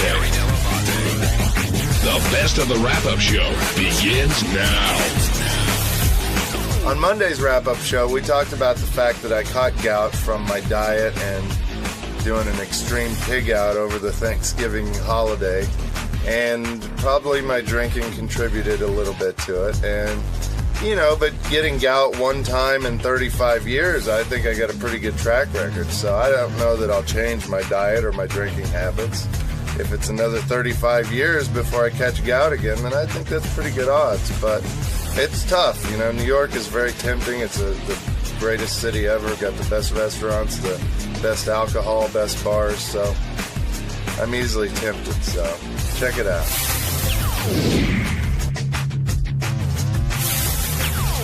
Give us a call to talk about the man seated to my right, who I could smell from over here. Sure you can. Can you smell him? I smelled you today, Richard, for real. Did you? Yeah, when I walked by, you had, maybe it was your feet, but you had your shoes off, and you had your arm up in the air, and I walked by, and I wasn't being a dick. I caught a whiff. Oh, I'm sorry. Well, you know, I probably should reapply some deodorant.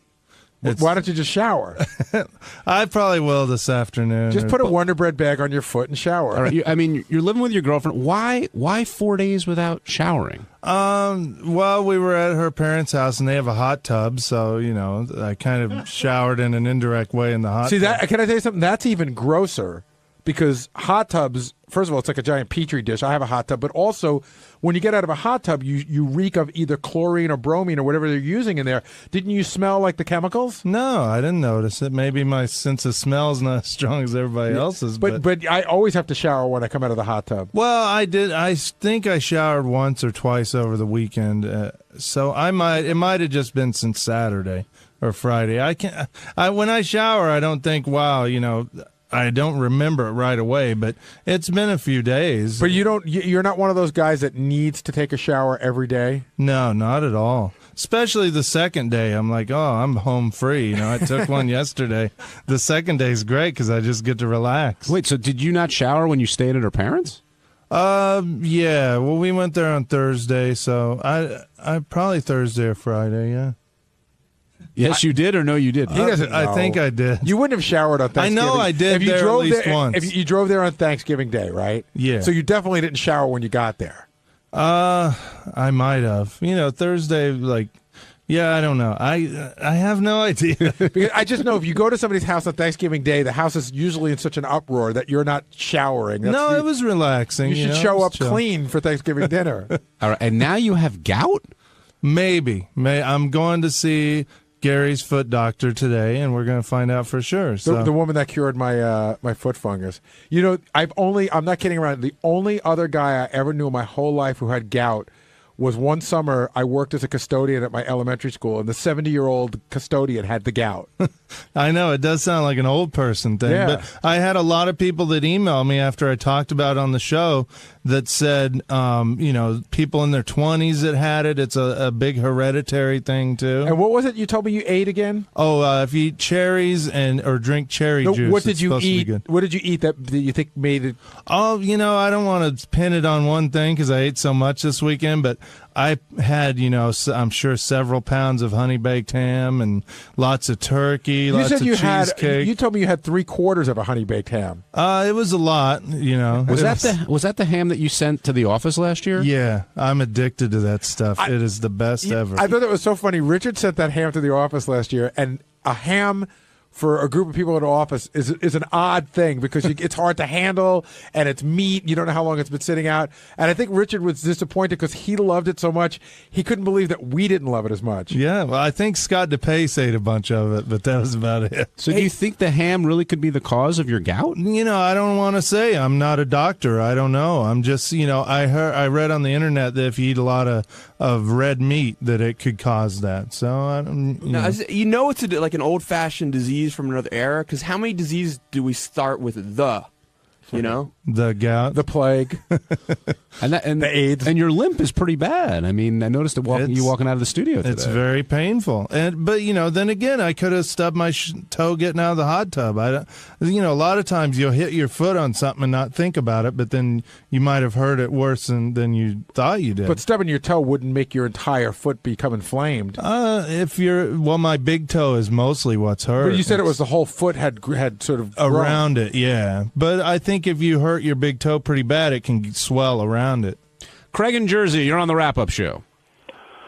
John, is this you? It's me. How you doing, Craig? Oh, good, thanks. I was just calling to talk to Richard about the gout, man, because I get it. I've had it for years, but I have it under control now. Once you go to the doctor, they're going to prescribe you something called allopurinol, and it'll take care of everything. But when you somebody told me shit, about that one, yeah. But Craig, when you have that shit, it hurts so bad you can't even imagine it, man. Craig, you can't even put a sheet on your toe. That's how I am. I, putting my foot into my shoe is like one of the most painful things I've ever done. Hey, Craig. Yeah, exactly. Craig, what do you think it was that you were doing that made you get the gout? Well, unfortunately, I found out after I got it that my father used to get it, so it was kind of hereditary on my part, but it has a lot to do with drinking and the types of foods you eat. Because what gout is exactly is it's like a disease that crystallizes this folic acid in your blood, and those crystals lodge in the joints of your feet and your ankles, like around your big toe, and it hurts. Like it's I can't even describe the pain. You can't even describe the pain. It hurts like somebody's hitting you with a sledgehammer when you put a sheet on your foot. Is there a definitive test that he'll take, like a blood test, and he'll know if he has it or not? You take a urine test. Okay. They'll give you a urine test. Richard, do you have a family history of the gout? Not that I know of. It's never come up, but I'll probably call my parents today and see. Hey, Craig, how did you not know that your father had the gout? Well, he actually died when I was younger. Oh, okay. So I wasn't aware of it. Yeah. No, he didn't die from the gout, unfortunately. Now, Richard, will something like this change your behavior? Would you drink less or eat differently because of, such a chronic injury? Yeah, well, I'm always trying to get healthier. Me and Sal, we go to Hale and Hardy and get salads every day now, and we're trying to eat healthy, and I'm trying to do good, but it's just the weekends that get me into trouble. You know? Yeah, maybe you should stop trying to put out the mimosa guy out of business at the free brunch. Wait, when they stop making mimosas taste so good, that's when I'll stop drinking them. How much did you drink on Thanksgiving? Well, we watched the parade. We went to a bar right over here on 7th Avenue and had a great, awesome time. Wait, the parade starts at like 9 in the morning. So when were you drinking? 9 in the morning. Okay. Mimosas, right? Yeah, but then, we chilled out. We went to my girlfriend's parents' house and didn't really drink there. And believe it or not, I didn't drink much this weekend.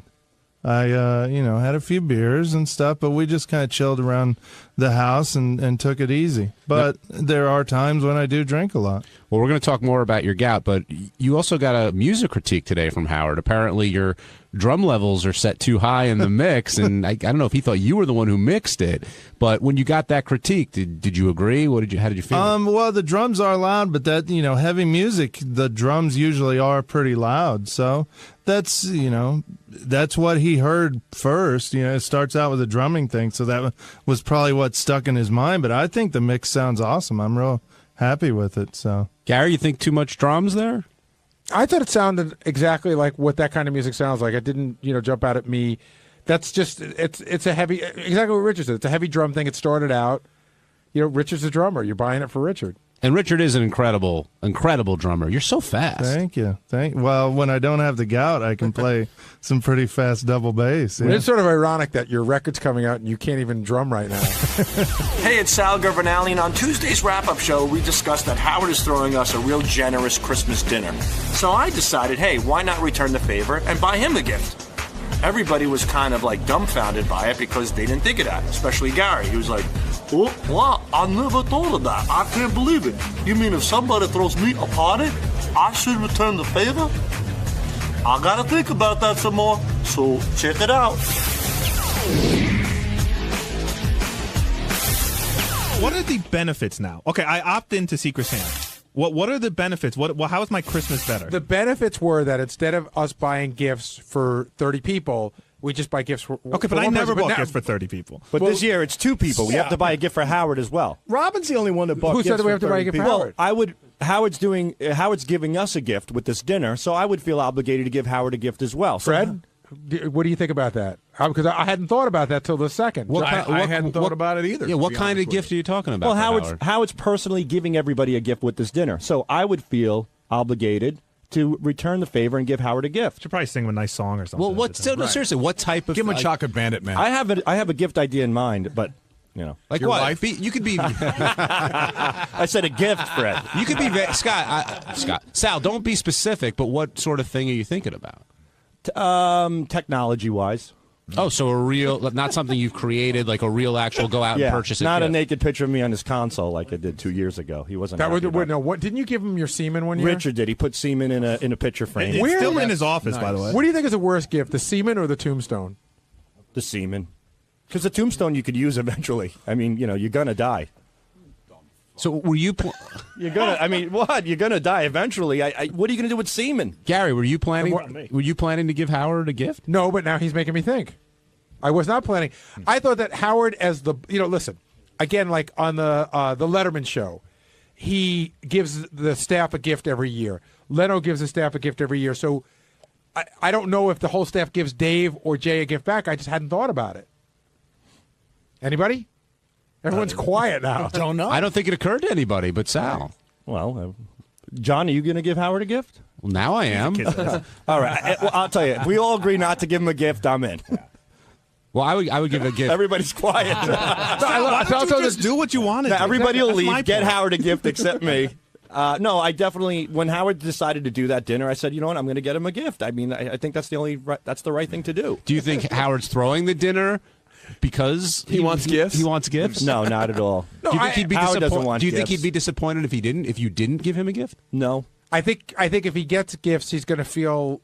I don't know what he's going to feel. Like it could go either way with him. He could be like, I just wanted to do something nice for the staff. Now people gave me gifts, and that's not why I did it.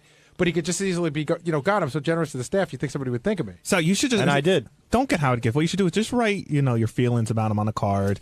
Just lay it all out there, thanking him for a good year. Why don't you write a letter to God about how you feel about Howard? What's the difference? Or a song? Weren't you working on a song one time for him? Yes. For the wedding, right? Yeah, I was thinking about writing a wedding song. I thought that would have been nice. Here you go, a little But I holiday wasn't tune. invited. No, nothing like that. Look, if he throws a nice dinner, it's very generous, and I thought it would be nice to give him a gift back. I don't think we asked you this before. Were you surprised that you were included as part of this, or did you expect to be excluded once again? I think I was questionable, and I made the cut. What happened? You said this morning that you didn't get an email. I didn't. So you haven't officially been invited yet? No. Oh, maybe you didn't make the cut. Go back and Maybe double you slipped check. through the cracks.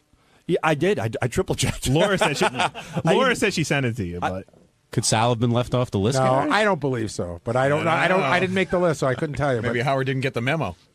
Hey, Now, of Gary- of the 90 what are some people on Jason's list, are they all at the party? I think I think that the list is very large. But I think it goes very wide. yeah, Again, I couldn't tell you because I couldn't tell you exactly who's on it, but I think it probably goes pretty wide. John in Pennsylvania, you're on the wrap-up show. Hey, how come all the Jewish people are arguing about Christmas?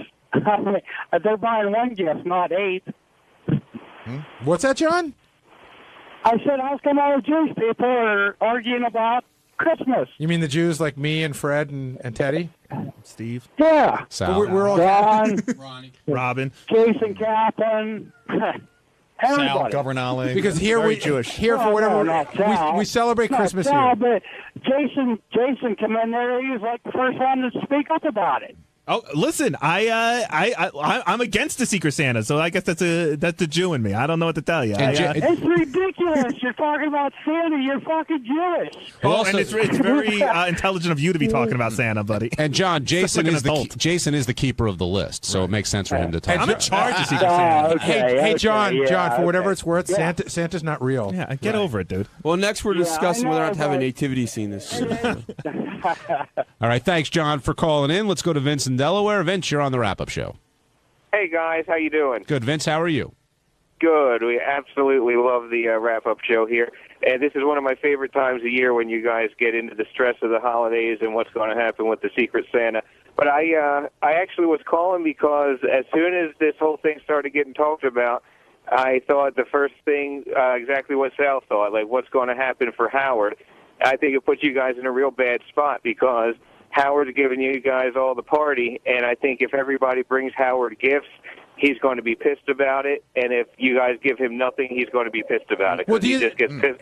He gets pissed about the holidays when this happens every year, no matter what happens. So does a gift always require a reciprocal gift? That's a question on the table. You know what? For Howard, I don't think so. I think he would just like to give you guys something, but you know how's your exchanging going to go? If it's going to happen at that party or in the studio, wouldn't it start feeling odd that Howard's not getting anything back? And then if even one person gives him something, then the rest of you feel like, oh shit, I didn't give him anything. And every year it's something different. And this year is really unique because it's the first year that you all know you're getting something pretty nice from Howard, and he's not in the Secret Santa mix. I think it leaves you guys with a tough decision to make. I agree, and I think that everyone's going to do their exchanging the last day that we're on the air, so I don't think there's going to be any exchanging going on at the party, but I think that people will show up to the party with something. I think some people will, whether it be like sometimes people just bring a gift when you go to a party, even though it's not a house party. And I think people will start to show up, and I think it will be interesting. Scott DePace, are you planning to bring Howard a gift? Well, first of all, are you coming? Yeah, I'm coming. Of course, I thought he wasn't going to come. Yeah, box party. I got the invite last night, so of course. Didn't I'm he say early on that he wasn't going to go to a dinner? Did I get that right? No, you absolutely wrong. You're very wrong, Fred. Okay. What I said was I wasn't going to go to a big box type in demand. Not in demand. That's a company I work for now. Their Christmas parties. How many people were horrible? How many people would you say would constitute a big box party? It's not the people. It's the room. It's the buffet. It's the people that I don't know. It's the bad disco music.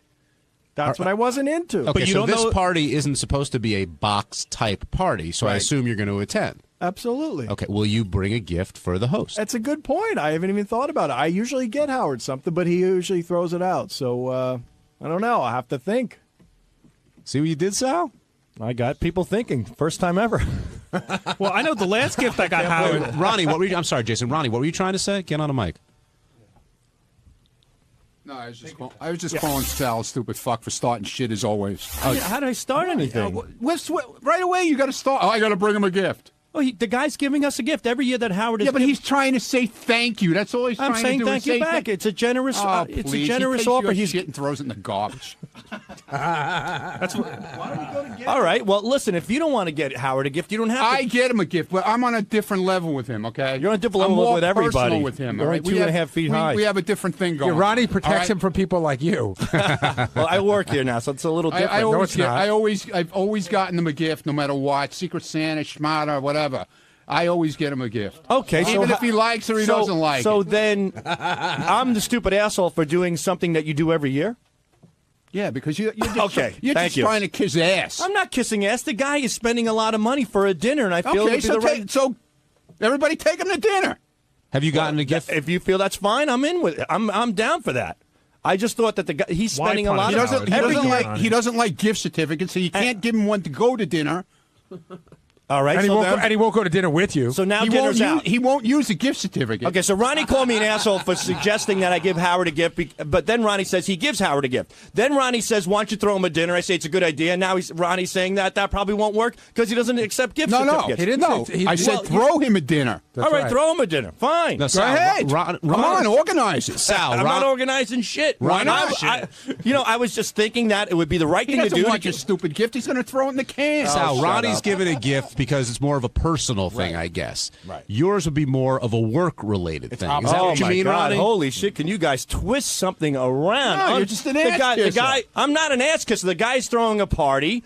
He's spending a lot of money. That is his Christmas So bring him gift a to box us. of cookies. Like All you're right. going to somebody's house. Did I say what I was getting him? Yeah, some electronic or some That's right. technology. There's something that he What mentioned. the fuck are you going to get him? There's technology? something that he mentioned This a long guy has time every ago. Fucking thing you can think of. What kind of technology are you going to get him? Something to mute your fucking car show. What? That's what. Come on, what is it? I'm not. If I say it, it won't be a gift.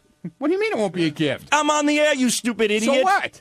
I'm not going to. I'm not going to know expose what the gift is. No, I'm not. Howard gonna, said what his gift was. I'm not going to. Yeah, right. Howard said what his I'm going to write it down and give it to Gary. I'd be curious because I would bet the farm that you're. I just hope he doesn't own it, but I don't have the balls to email Beth and ask her like I used to do because I'll get in trouble for it. I would bet the farm that. So now I'm fucked across the board, and I got Midget the Clown over here telling me what I should do and shouldn't do. Boo-hoo. All right. Let's all cry for you. All right, so Sal, write it down and show it to write it Gary. down. He could give you. Step away, Jace. Let him do this.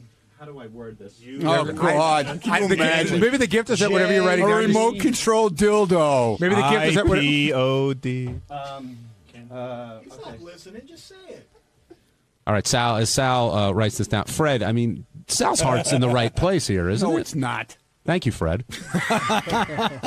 Ronnie's speaking for me. Now, I don't know. I mean, Howard, Sal has brought Gary up a valid Howard's point, mentioned and this I in the think past. We'll all have to, review it on our in our own hearts. Do you know what that is, Gary? Yes. Okay. He's so disinterested in it. Hey, what's up? This is Jason, and on Wednesday's wrap-up show, the guys were all giving Lisa G a hard time because she said she didn't have time to sign autographs in the hall, and everyone was calling bullshit on it. I said, Lisa, how can you not have time to freaking just take 2 seconds out of your life to sign an autograph? I mean, it's ridiculous. Anyone can do it, especially when she's asking these fans to buy her $25 cookies. So we all called her bullshit. She denied it. You decide for yourself. Check it out. I know Lisa's very busy. We have her. Thank you, Lisa, for making the time. Lisa, you're welcome. Lisa, no, I am. Lisa came in at the end, and a conversation about why you wouldn't sign somebody's book or take a photo. No one ever believes anything I say anyway, so I just feel that I'm caught in the middle, that I can't do anything right, and then I'm in the hallway, then I get yelled at, and then Ronnie says, no, you're not in the hallway, but you say hello to this person. Lisa, I disagree with you on this because I think that the rules are pretty clear. Don't nag celebrities. Everybody else is fine to talk to. And so I thought that the guy that wanted you to sign his book, it really... I'm on the side of Ronnie in the sense it was like I'm producing the show. I am extraordinarily busy during the show. I walked by, the guy standing there, book, pen in hand. Could you sign my book? I go, sure. It probably took 15 seconds. I've been scolded at for standing in the hallway with fans. You know, but a guy, putting yourself into a situation where you don't belong, probably not good. A guy says, "Can you sign a book? Can you take a picture?" And the woman who came up here, I was telling Howard this, who was downstairs with the camel toe thing. She said, "Can I take a picture with you?" And in this case, I said yes, and then I got scolded. By who? By Ronnie. Clear the hallway. So it's like I can't win either way. Well, wait, no, hold on. There's a difference between clear the hallway. And you have to again. I would love to get Ronnie in here because I'd love to guess at what was going on. But hold on, if 50 people are in the hallway, if the TV camera's in the hallway and you're in the hallway, and 50 people are in the hallway, it wasn't 50 people. And he also walked out of the green room that he was in. I had to make a split decision. It was nothing against him. I had to make that split second decision. But what's the big decision? Just sign it. There's well, nothing from to now on decide. I will. From now on I will. In the hallway, in a green room, I'll do whatever. Well, it takes seconds, is what I'm saying.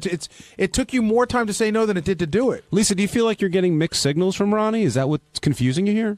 There are mixed signals in the hallway. Yes, there are. Mm-hmm. And so you have to make judgment decisions based on what's happening at that time period? And also I know Ronnie gets upset when fans leave the green room that they've been assigned to, and I was in the other green room across the hall. And then you would have walked across. I was in the hallway. He said, "Could you sign my book?" So I stepped into the green room and I signed it. Lisa, I didn't lure him into the hallway. No, I was in the green room opposite. Right, so walk across.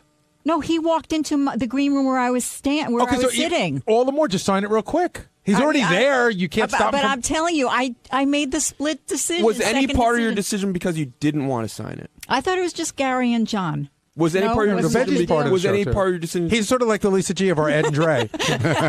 Roll call.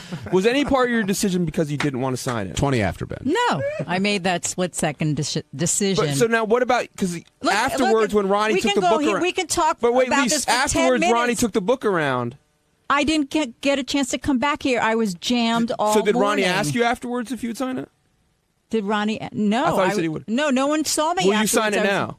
If he wants to come back, I'll sign it now, but I'm not going to be here long today. Now, what about the guy saying that you wouldn't take a picture? I mean, I don't remember who that was, honestly. He was one of the superfan contestants. There were 3 superfan contestants. A woman who won, another guy who was Gina? She was the winner. She was the winner. It was the young guy, Matt. There were 2 guys. One was younger and had a thick Boston accent. From Haverhill.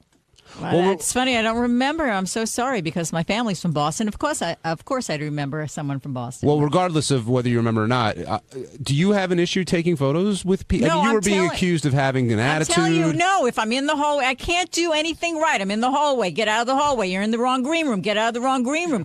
I'm not making these things up. I've been scolded at. They're out of the green room. Get in the green room. You're in the hallway. Get it. So I'm like, okay, I'm just going to play it safe. So you feel like you can do no right no matter what you do. Yes. Now, do you think that, Howard implied that maybe you feel you're a little too, like you're above or you have some type of attitude? No. If anything, I was trying to explain that I have the utmost respect for, let's say, someone like Artie. It's his book signing, and people are asking me to sign his book. But you're a part of Artie's life. And I understand that, but at the same time, like I was explaining today, I had to get back to do my work Well, here. that's different. That's one thing. But do you feel funny signing? Would you feel funny signing Artie's books?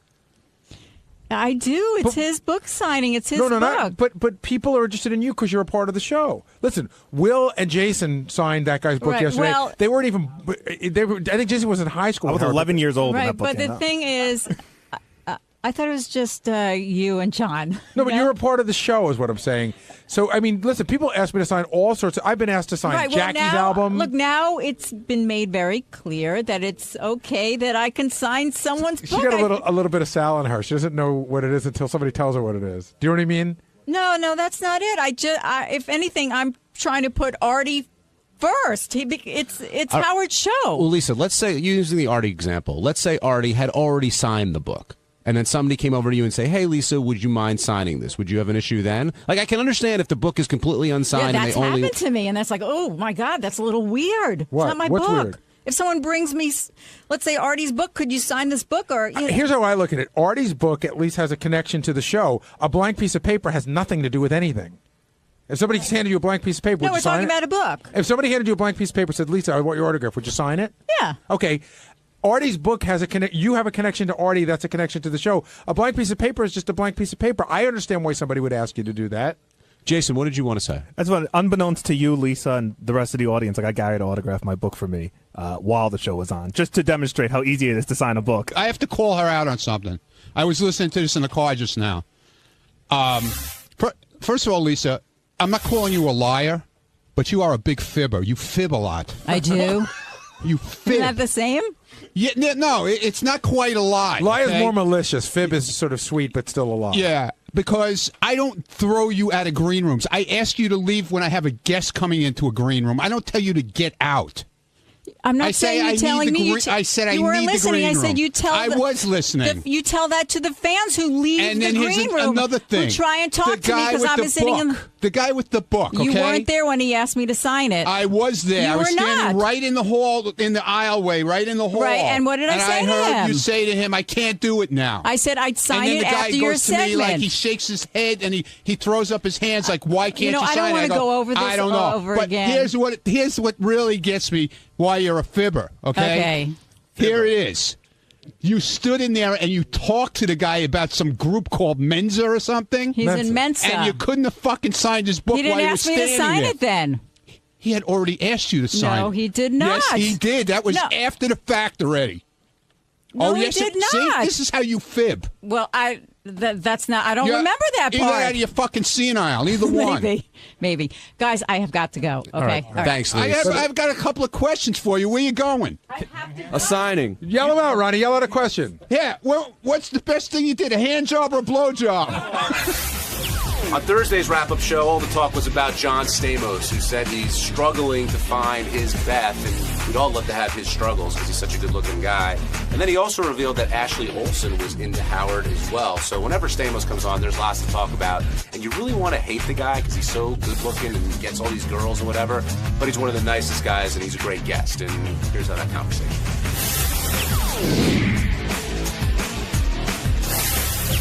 I wonder if Stamos expected to be introduced like that when he walked into the studio. I think I might have pulled it. He was in the bathroom. That's always the funniest thing too. He was in the bathroom. We have a speaker that's in the bathroom, and so he was just coming out of the bathroom. What did Howard say? What did he call him? A cocksucker? Yes, a cocksucker.